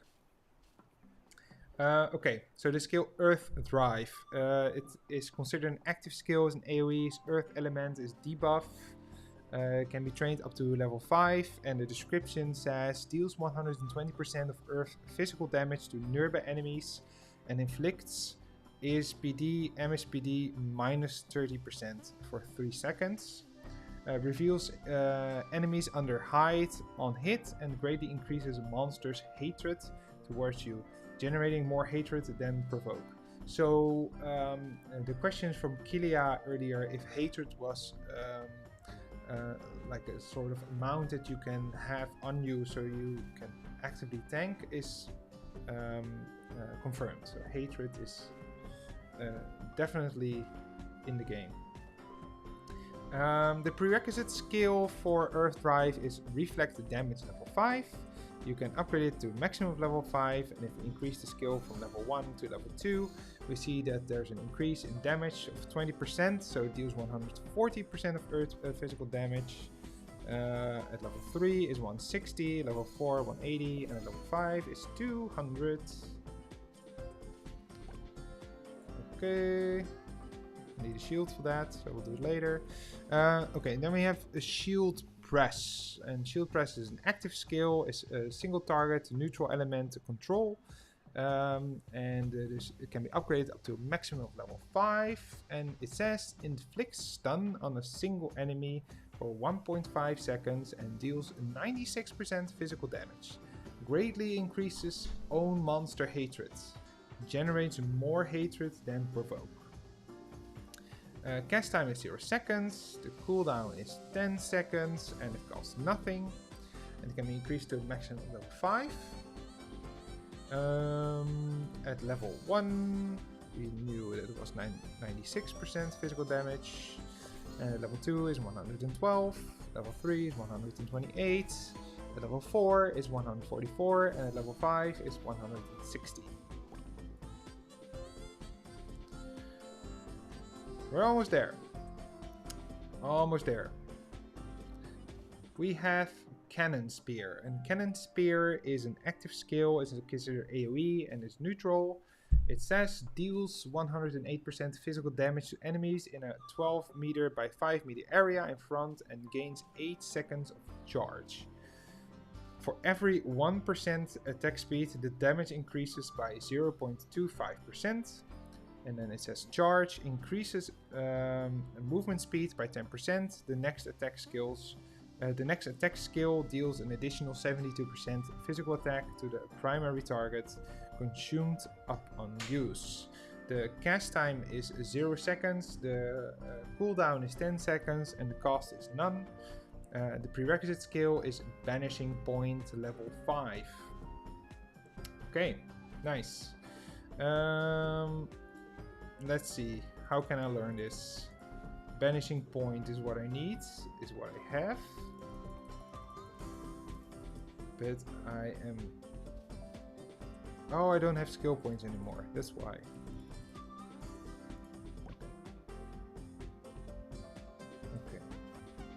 So at level 1, we knew the stats. At level 2, it says deals 126% damage over 108. And we see that the additional damage that it did was increased from 72 up to 84 at level 2. So at level 3 is 144 over 96.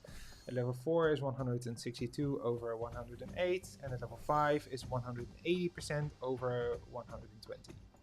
Okay, nice. How does it look like? Have to wait for cooldown.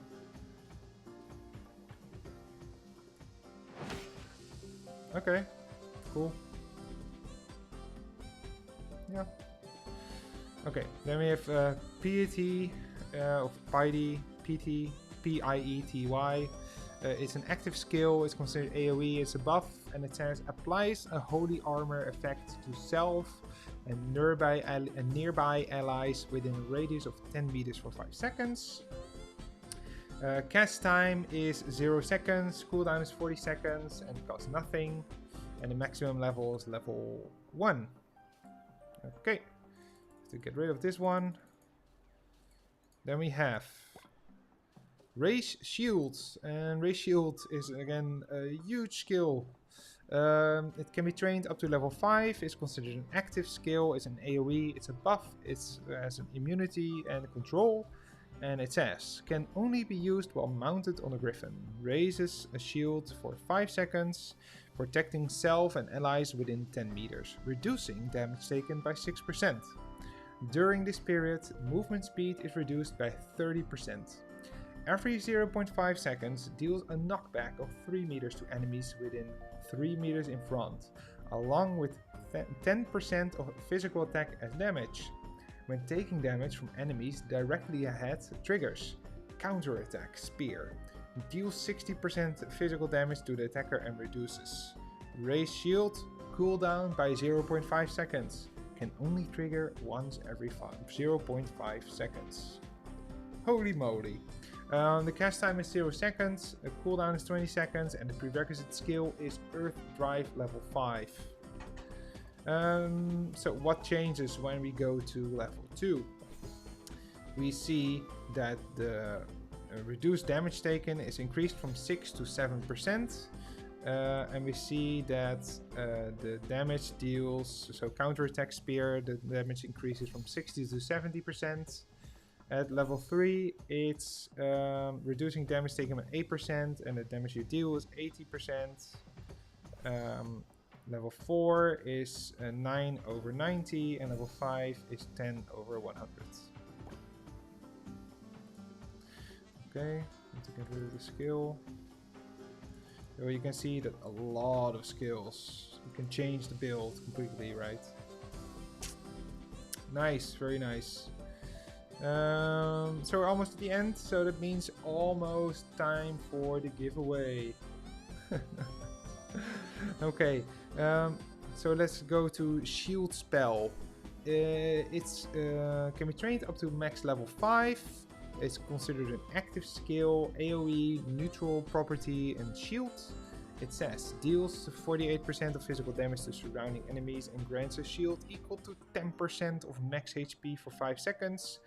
While the shield is active, taking damage triggers an additional auto counter from reflect damage if the target is a boss. Additionally, unleashes Divine Smash.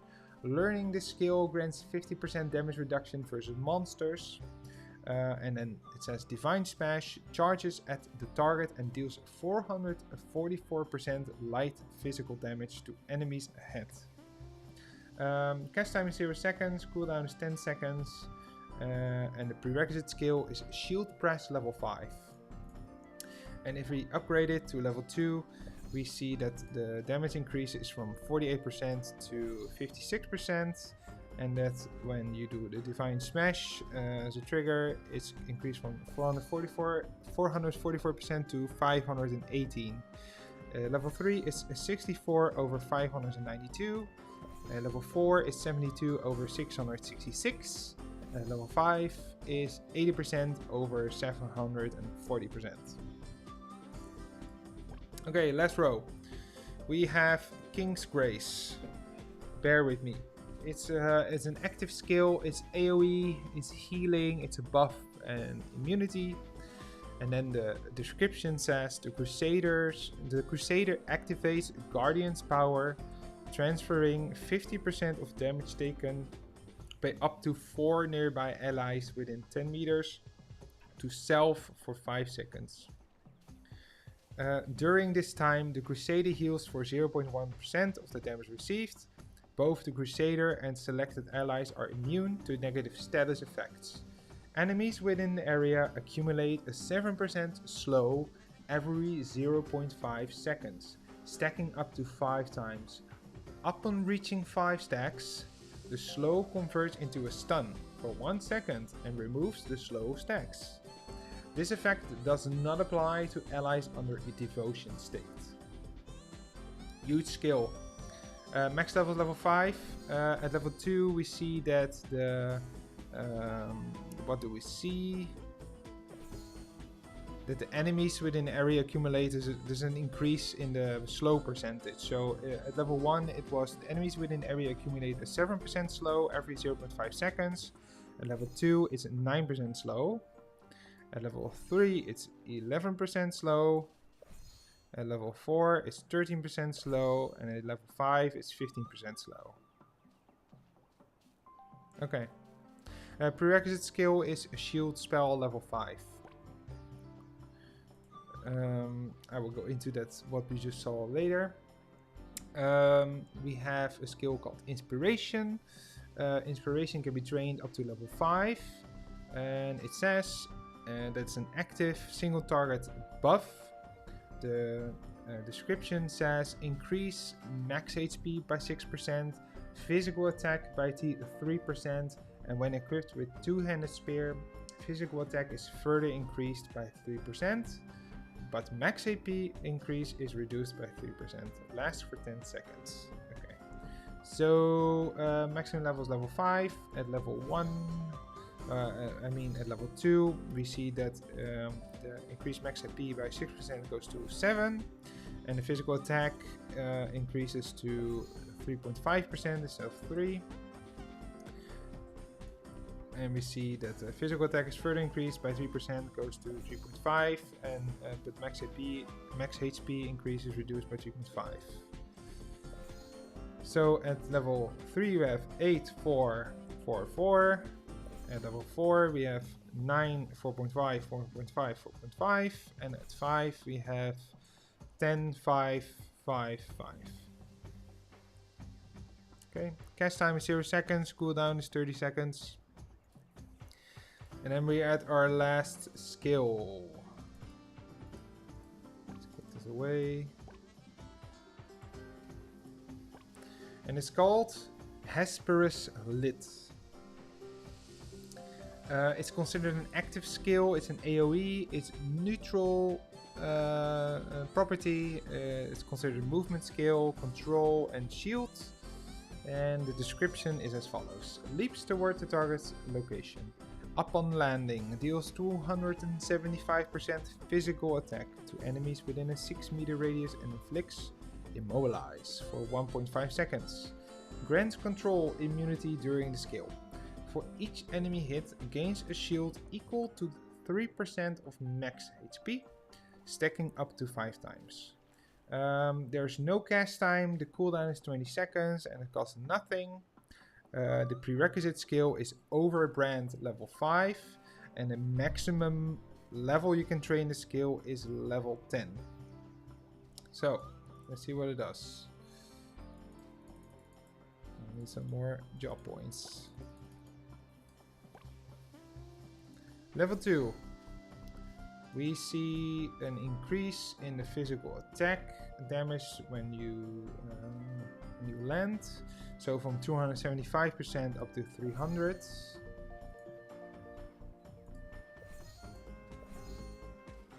Level 3 is 250. Level 4, 375. Level 5, 400. Level 6, 425. Level 7, 450. Level 8, 475. Level 9 is 500. And then I need 1 job point more. Oh no, I made a mistake. So at level 10 it's 500. And at level 1 it's 275. So it increases with each level with 25%.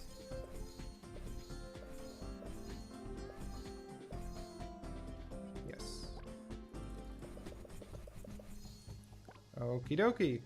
So, what we learned from our last video is that when you have certain skills in place, you get this screen. It's called active resonance. And it's like a build. So I'm gonna show you. When we go in here, you see that if you have these skills or these skills, you get one of these buffs. So I am now, because I have Overbrand level 5 and Hesperus Lid level 10, we get active the resonance damage dealt to Soul Blade plus 10%, and damage taken from it is 10%. And what we see here is this is a build, a Soul Blade for a different job, and it is focused on PvP, so that we know that there's some balancing going on, right? I didn't dabble in PvP at all, so I don't know, but it's like counter and doing more damage. Okay, so that brings us to the end of it. We got all the skills now. We talked about them. We talked about all the descriptions and all the increases. So that means that I can now put it into the AI and feed the data, and then we know that we can put it into our database at r3hub.com. And Drinkmasta asks, can builds be switched quickly? Yes, you can have 3 presets, so you can switch, or we do even have more. I think it says 5 presets. That's nice, isn't it? Yes. I want to see one more thing. That was the mounts.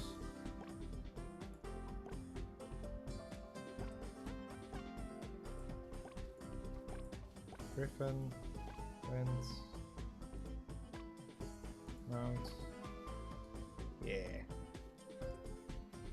Such a big boy. And animation looks a little bit different when you mount it. You see that?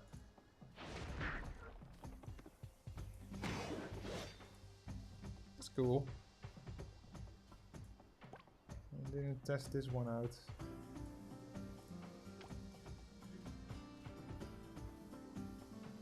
Did I? Maybe I did. Hoolah! That's cool. Very cool. Okay. Do you know what time it is? It is time for the giveaway. Okay. I'm gonna check you guys' names. Can gear be switched with a hotkey? Not sure yet. I don't know. Well, there's like this wardrobe that you can go in. So maybe it's there. Hello. So we are going to do a giveaway. That's exciting. I'm going to open my laptop here. I'm going to put some names in there. And I will make sure all your names are in.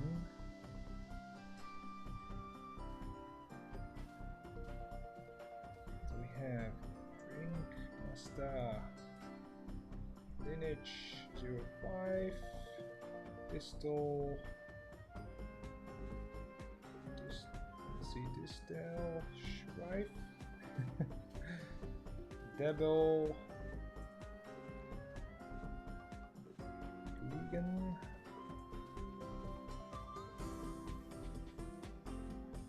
And then we have G-Force. BG.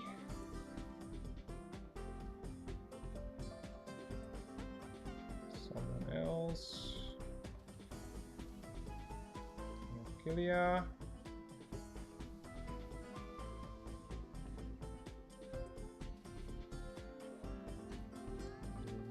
Quick check somewhere else. I don't want to forget anyone.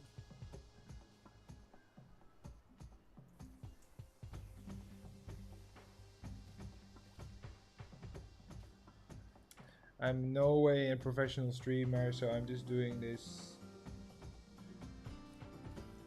on a way that I think makes sense. Can I see who's watching?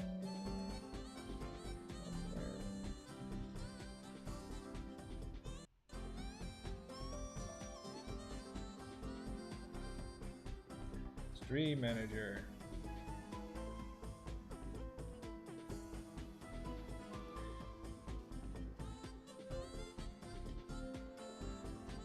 Okay.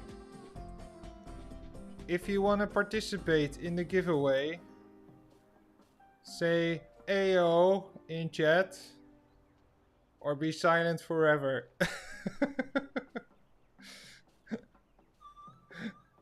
And if you could like my page or whatever, you know, subscribe, like blah blah blah blah.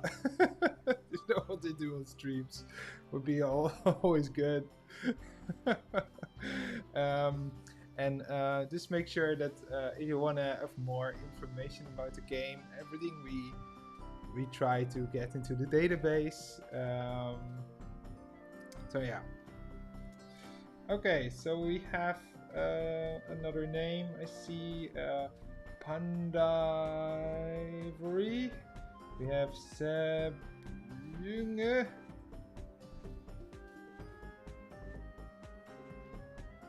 Okay. And I think that's it. So I will call out the names one more. We have Drink Master, Lineage 05, Digital Schweif, Devil Gligan, G-Force BG, Kilia, Panda Ivory, and Seb Junge. Yo. Okay. I give it one more minute.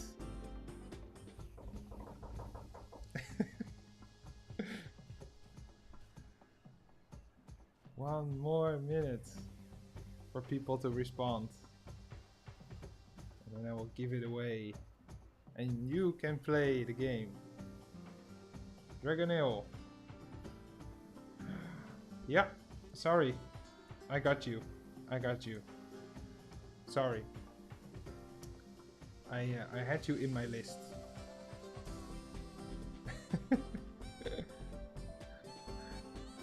Okay. I'm going to my AI, my boy, ChatGPT. I have these people. I want you to randomly pick one of them that will win a friend code.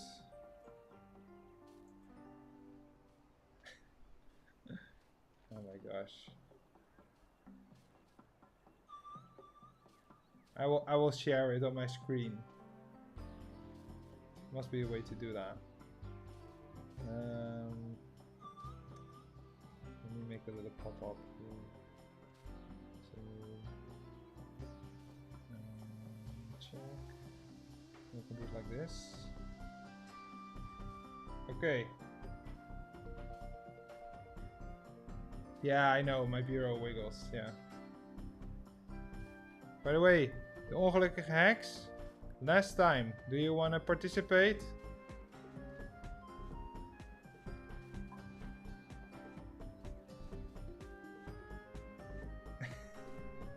My screen is a mess. Okay. Oh, wait. What? Oh, you were too late. I already pressed enter. Oh gosh. Okay, well I have to give it away. So Distelwife. It says I have these people. I want to randomly pick one of them. So Distelwife is the winner of the giveaway. I'm completely lost in my screens. Ecam. Oh my gosh. Giveaway. We're back. I'm so glad we're back. Okay. Okay, that makes it. Distelwife is the winner of the giveaway. Do you have a way that I can contact you? Probably. You can DM me on Discord. Yes, you can. Yeah. On Discord, I'm Sarah the Dutch.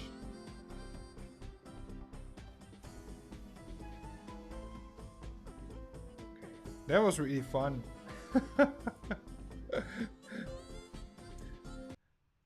That was really fun. Okay.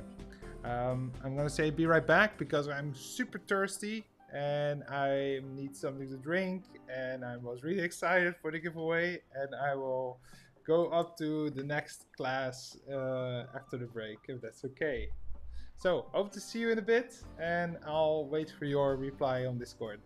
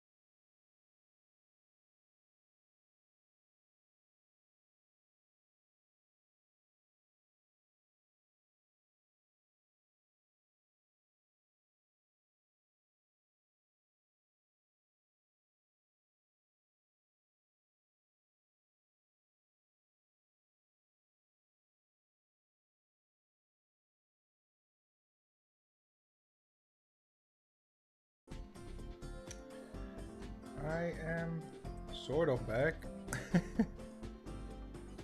Got my glass of water.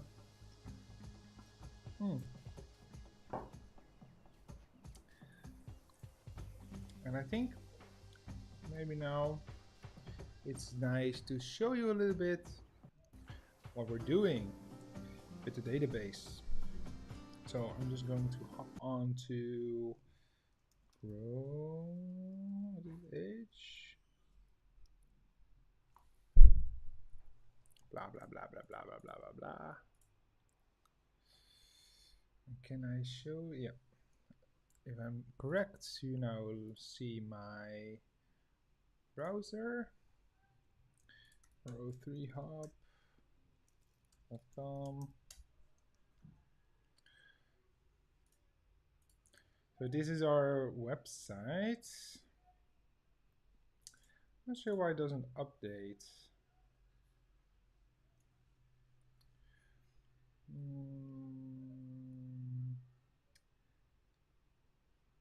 Can I edit this?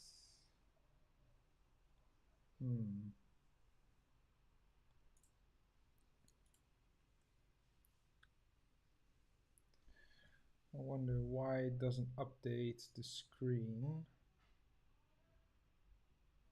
Oh, it's a pity. Super professional streamer here.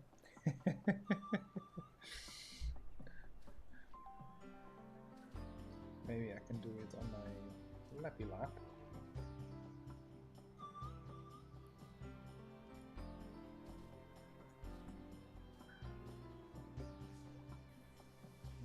If I do this, yeah.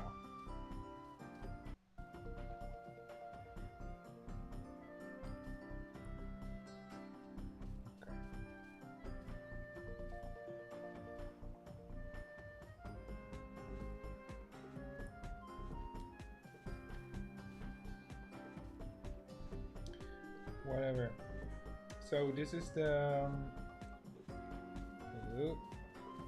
website, and we have close Discord.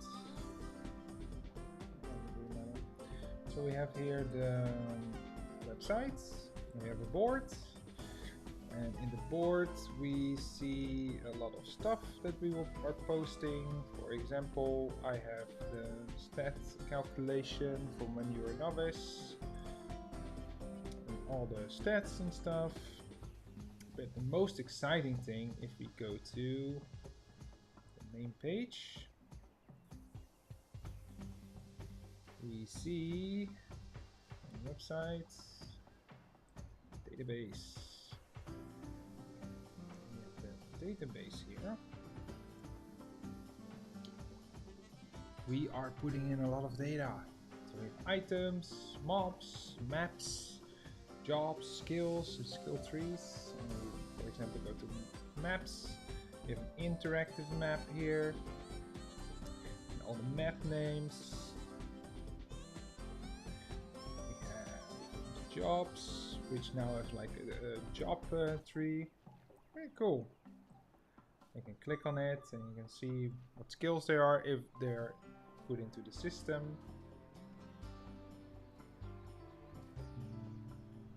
Cross, for example, all the skills that I talked about, all the levels and what they do. It's all very basic right now, but we are actively building it every day. It's really cool. So if you want to contribute, please don't hesitate, go to the board. On the board we try to share as much information as we can, and yeah, it would be nice.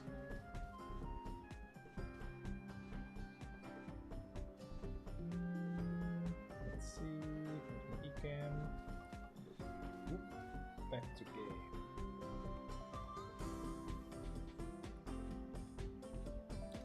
And it's really a work in progress. It's by far perfect. But we're really trying our best. Okay, so let's hop into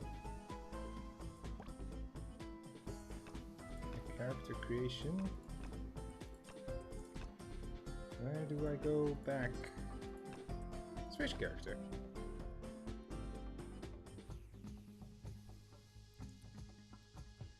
We have Kai. This is a ranger. Rune Knight. Guillotine Cross. Warlock. Novice. Royal Guard, the one we just checked out. So I haven't checked out this one yet.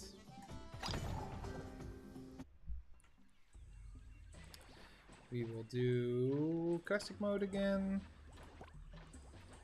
We will go to settings. Keywords. Okay. Ooh, I'm already on a mount. Scary looking dude. I'm in Pouring Island. So I'm just gonna move back to the desert cross.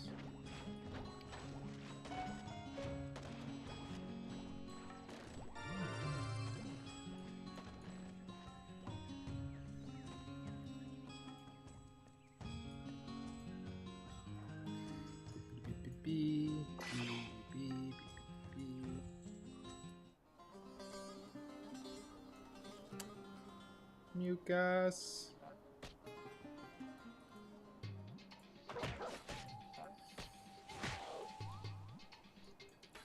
They're aggressive, so I'm going to try to get to a spot where monsters are not aggressive.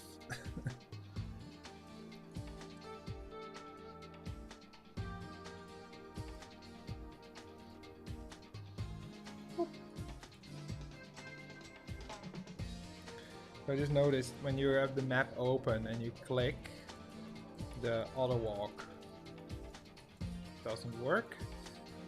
This makes sense, like if you walk, it cancels the auto walk, but maybe it can be have like a little grace period, like click and whoop.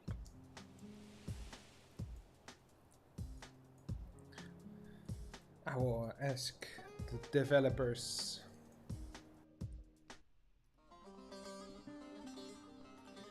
Okay, we are in quite a safe zone now. Super picky, my favorite. Super picky, I love it. Okay, let's go into the skills. I wanna get rid of everything.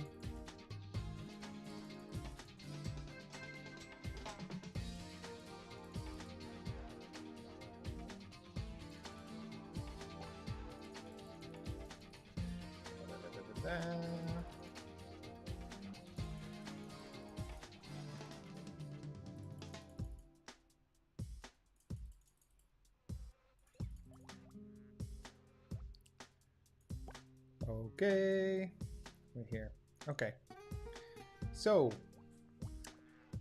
we are now in the hunter skill tree, of like archer skill tree. It's like archer. So when you are a novice, you can choose to become an archer, and after archer you can choose between hunter and bard. Maybe rebirth, high novice, high archer, and then you get to become sniper, and then as a third job you are ranger. What is a ranger? And I'm going to hop off my mount. Where is it? Here. Mount. Ooh, it can follow you. Look at that. That's nice.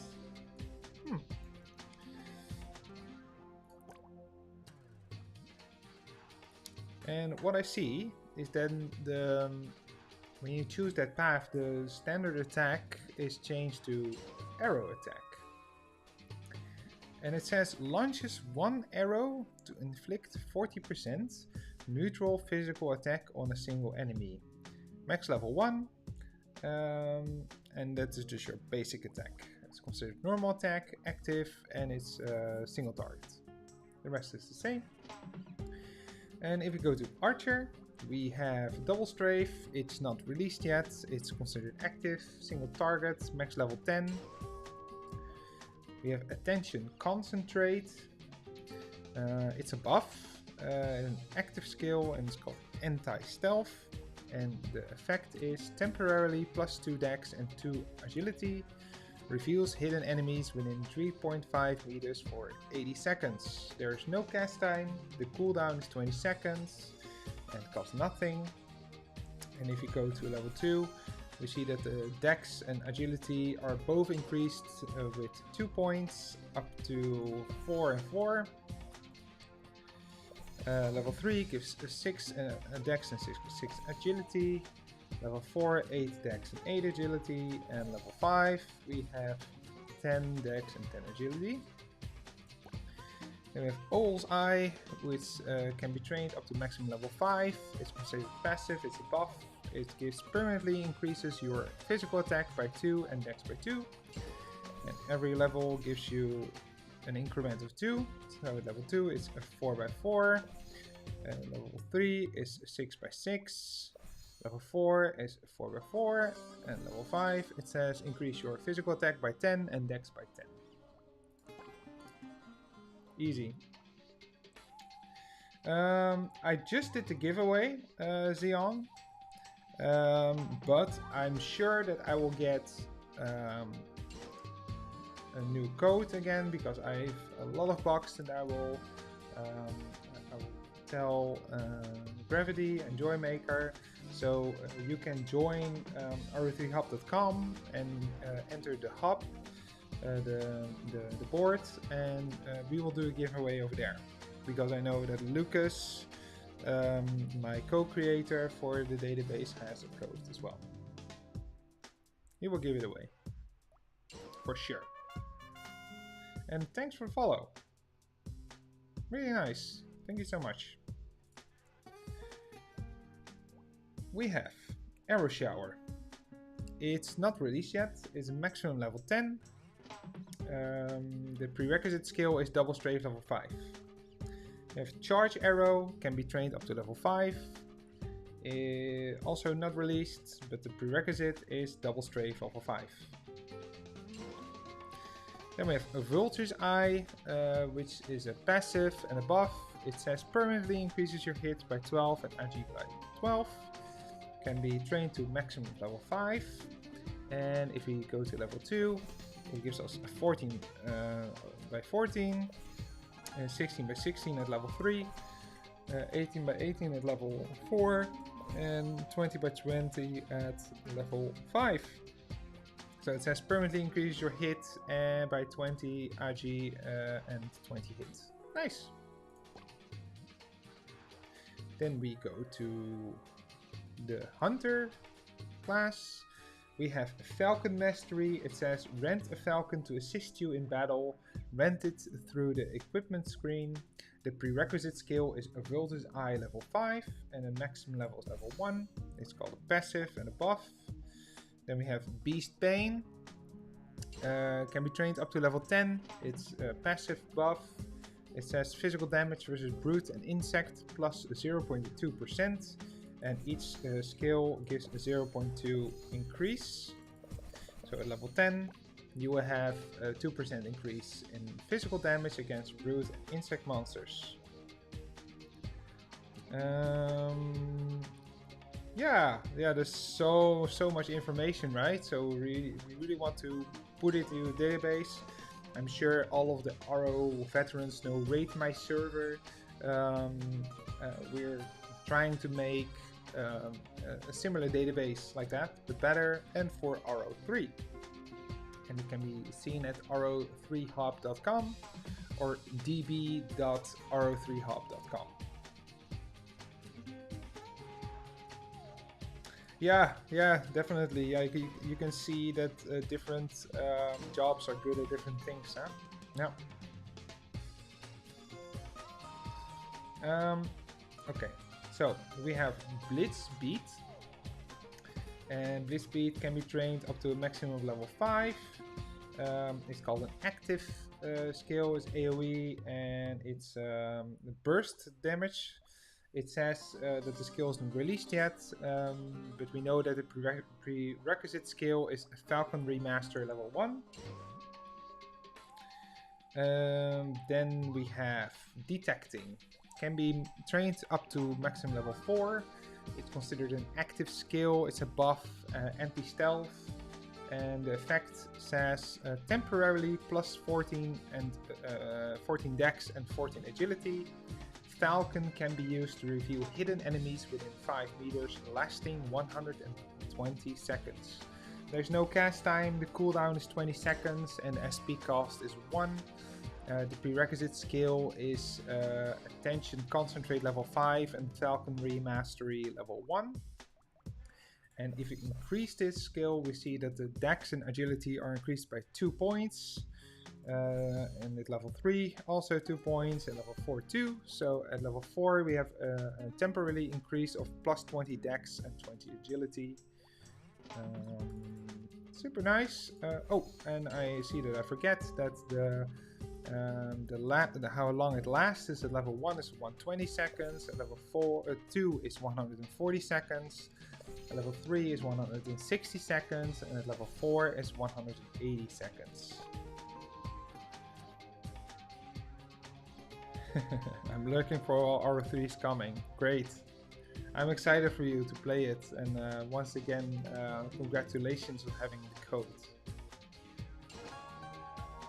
And Zion says, I wanted to play Pioneertest, but when they opened daily J-cons because of scripts, you can't get one quick enough. Yeah, well, I got one code through the J-cons, and what I did is they refreshed them at 1 o'clock if you're living in GMT +1, so in the Amsterdam area, and you can like refresh, and then I got one. Okay, what do we have more? We have ankle snare. It's not released. You can train it to maximum level 5. We have a flasher. It's not released, but you can train it to maximum level 5. We have claymore trap. You can train it to maximum level 5. It's not released. We have freezing trap.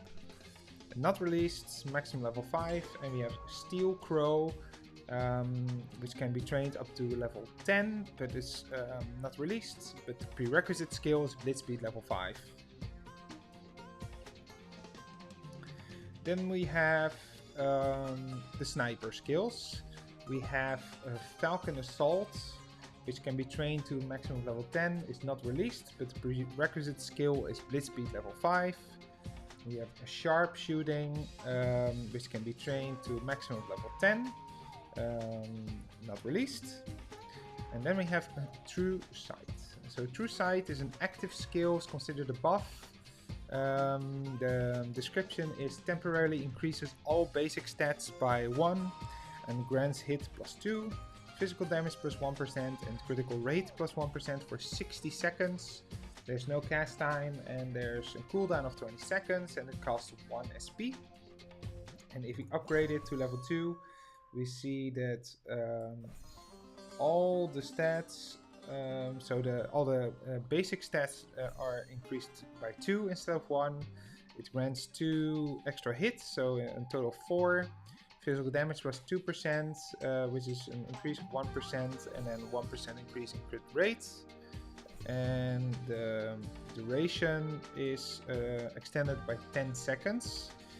And we see that every level has that same increment. So at level 10 we have temporary increases all basic stats by 10 and grants hit +20, physical damage +10% and crit rate +10% for 150 seconds. The SP cost stays the same. You have a Windwalker. It's an active skill, it's a buff, can be trained up to level 10. It says temporarily increases movement speed by 22% and flee by 2 for yourself and up to 5 allies within 10 meters, lasting for 3 seconds. It's no cast time, it has a cooldown of 10 seconds and it costs 1 SP. And if we increase this, we see that movement speed is increased by 2% and flee is increased by 2 points. And yep. Level 3 is 26 over 6. Level 4 is 28 over 8. Level 5 is 30 over 10. Level 6 is 32 over 12. Level 7 is 34 over 14. Level 8 is 36 over 16. Level 9 is 38 over 18. And level 10 is 40 over 20. Oh, nice. Then we have the ranger skills. So this one goes a lot quicker, I feel like. There's like quite a less skills released for this job, which makes my life easier for today. So we have aimed bolt. Aimed bolt is considered normal attack, active, single target and neutral. It says launches powerful attacks on a single target within 50 meters, inflicting 30% neutral physical damage on them and up to 5 enemies within a line range. No cast time, no cooldown, 1 SP cost, and the prerequisite skill is sharpshooting level 10. It can be... Oh, I am making a mistake because this is at level 5. So you get a 30% increase in usual physical damage at level 5. So at level 1 it's 18%. So it's for the AI if you're listening. At level 1 is 18%, at level 2 is 21%, at level 3 is 24%, level 4 is 27%, and level 5 is 30%. Okay. Then we have Fear Breeze. Fear Breeze. It's an active skill, it's a buff. It says, while the effect is active, hitting a target with an arrow type lock-on skill grants a 30% chance to trigger arrow pierce, dealing 1 hit of 70% neutral physical damage over 120 seconds. No cast time, it has a cooldown of 10 seconds, it costs 1 SP, and the prerequisite skill is a True Sight level 10. And if we upgrade this, we see that there is an increase in neutral physical damage, so it goes from 70 up to 75. And time is increased from 120 seconds up to 140. And at level 3 we see that it deals 2 hits instead of 1. It's 80% neutral physical damage over 160 seconds.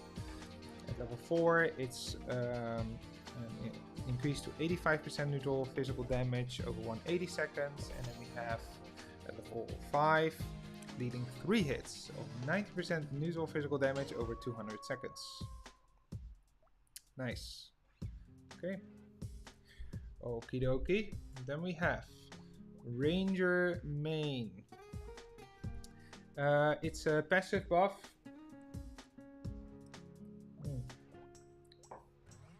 And at level 1 it says increase attack against brute plant fish monsters by 0.2% and reducing damage taken from them by 0.2.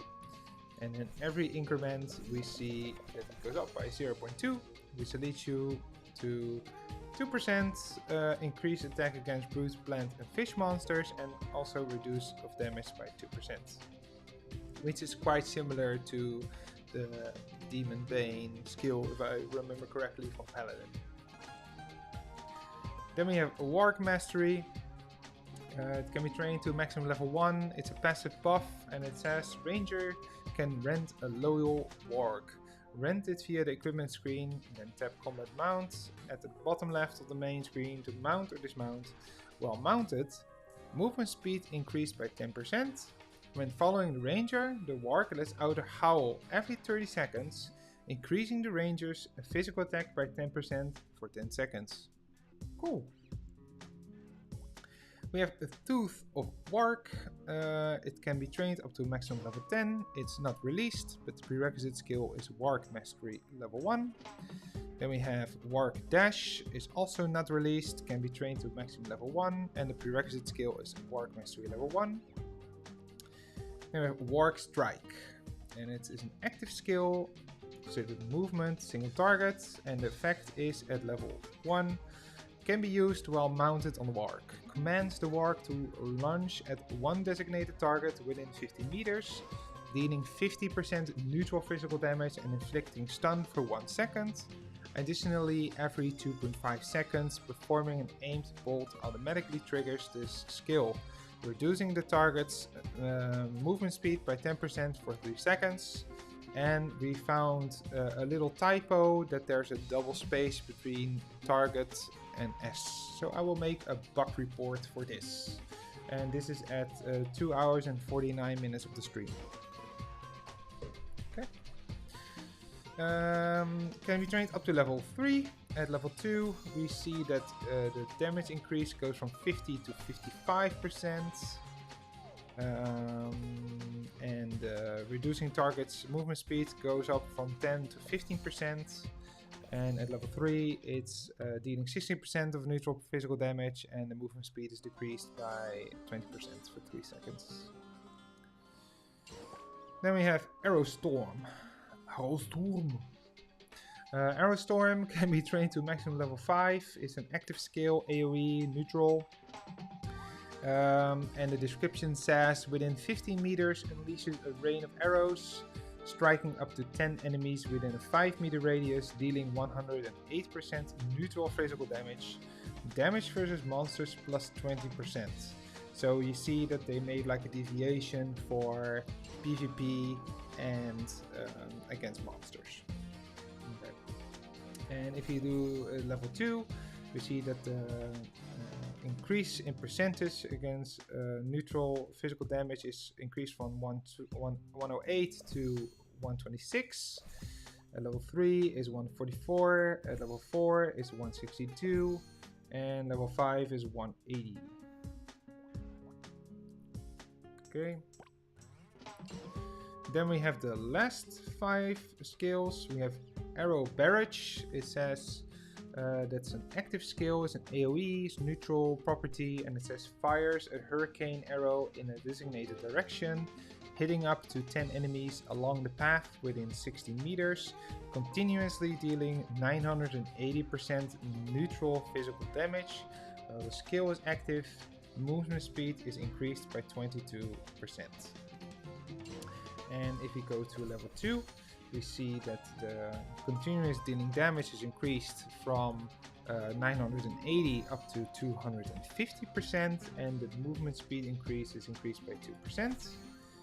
Level 3 is 1120% over 26%.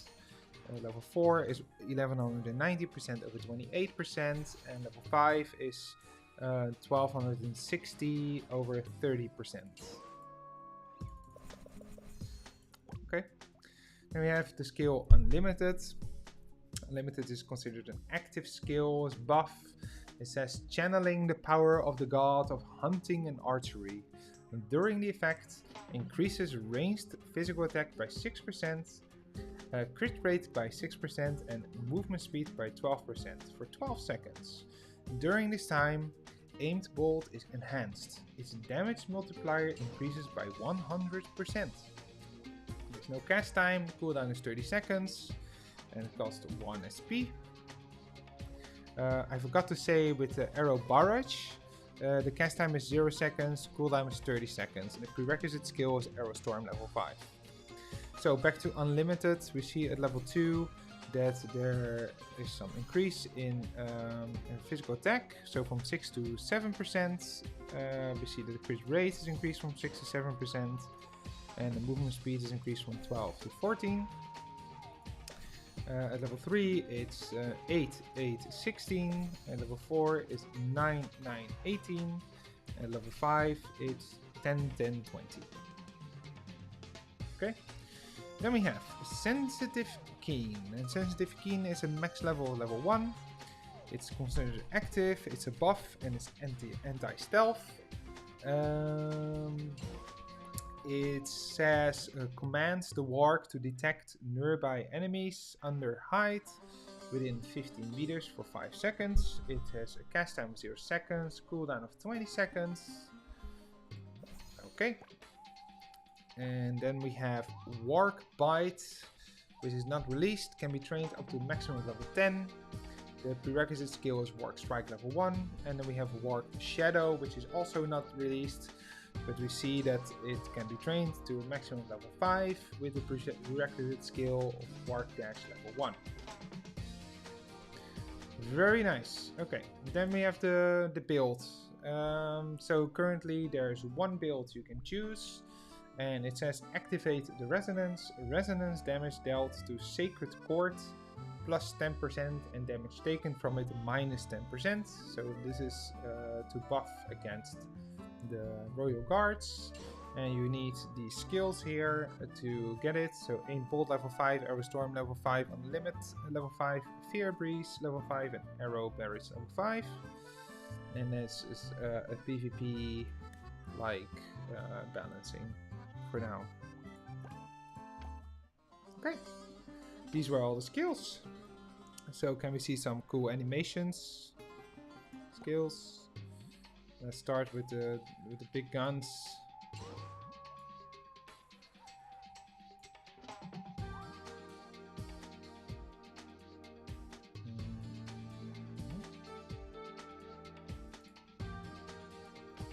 Let's see.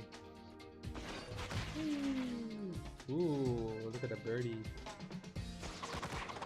Like an AoE. Walk strike. Gold. Windwalker. Okay.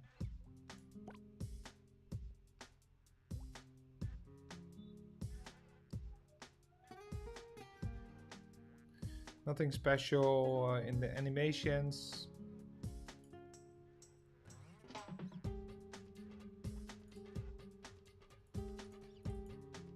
I want to rent this birdie.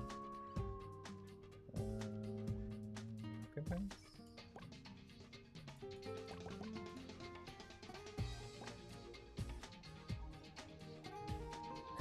Of course, I'm not reading the skill description how to do it. What did it say? Rent it via the equipment screen.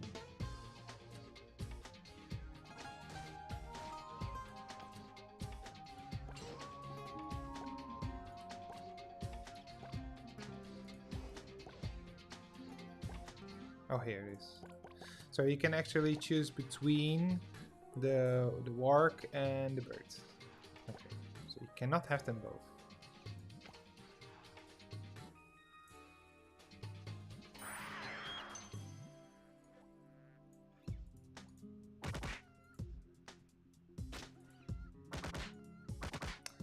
I wonder the range of using the bow is quite lower than in the original RO.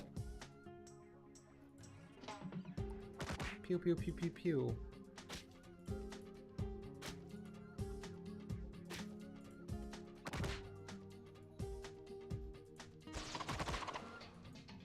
That's cool. Oh, I like that skill. I like that skill.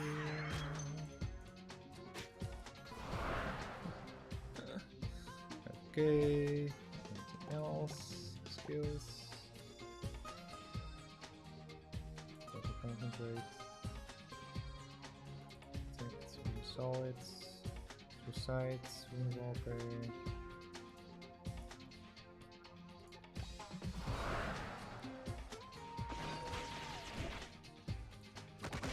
Cool. Aim bolt. I can go quite far.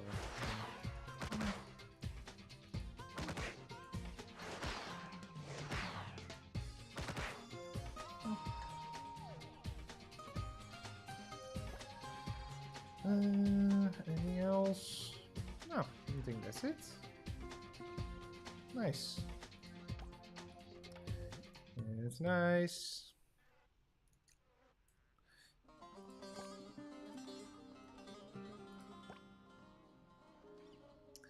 Maybe this is good for the database because we did that before with the other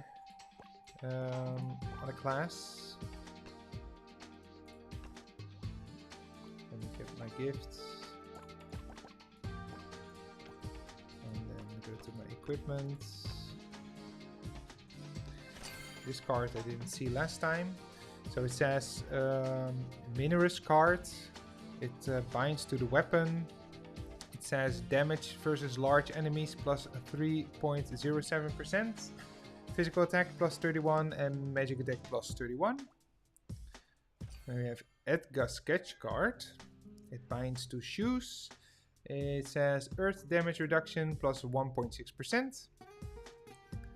We have a Deviling sketch card. It binds to shoes. It says shadow damage reduction plus 1.6%. We have the Caramel card. It says damage versus insects plus 2.56%. Requiem card. It binds to the weapon. It says physical attack plus 27. Magic attack plus 27 and crit plus 2. And I saw this one before. We have Mummy cards, int plus 1 and hint plus 6.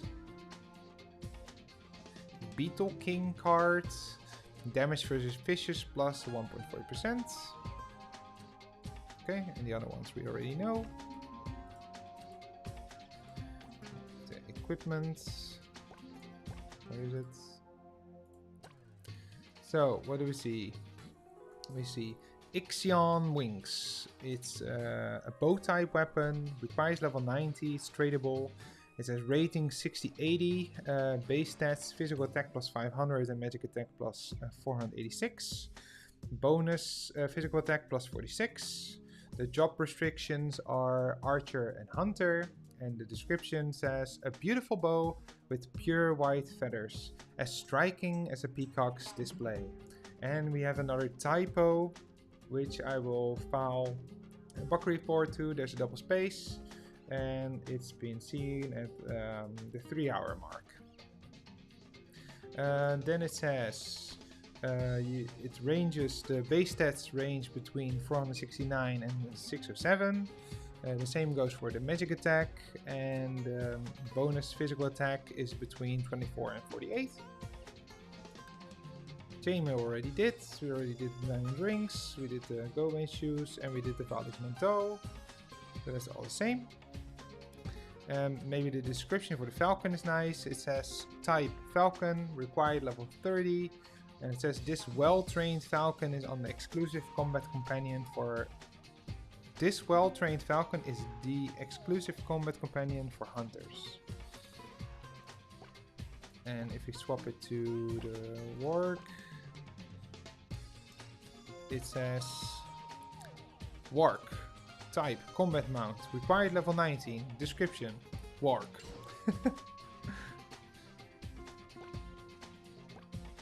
Cool. Okay. Well, I think that wraps up those two jobs. There are some different arrows, which I didn't see before.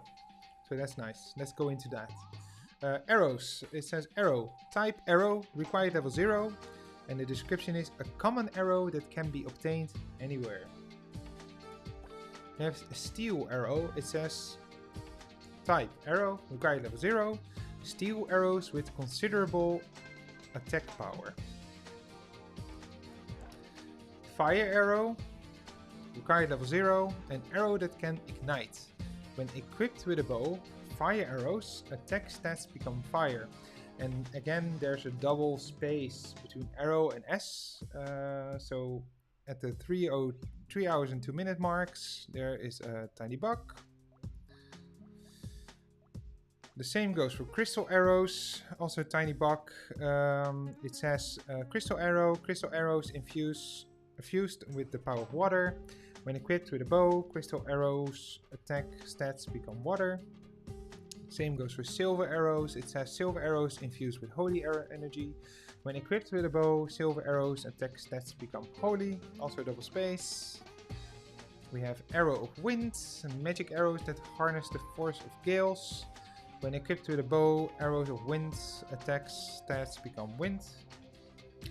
And then we have stone arrow. It says arrows made of solid rock, harnessing the power of the earth. When equipped with a bow, stone arrows attack stats become earth. So this will be a bug report, and the data will be put in the database. Anything else?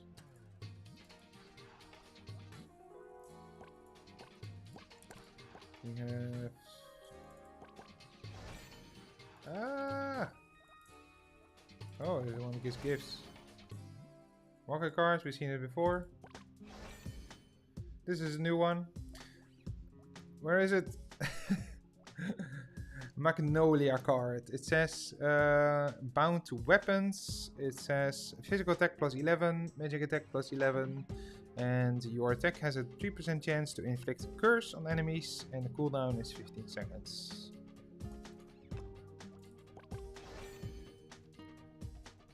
Giearth card. It's spelled G-I-E-A-R-T-H. It binds to cloak. It has earth damage reduction plus 1.15% and fear resistance plus 150.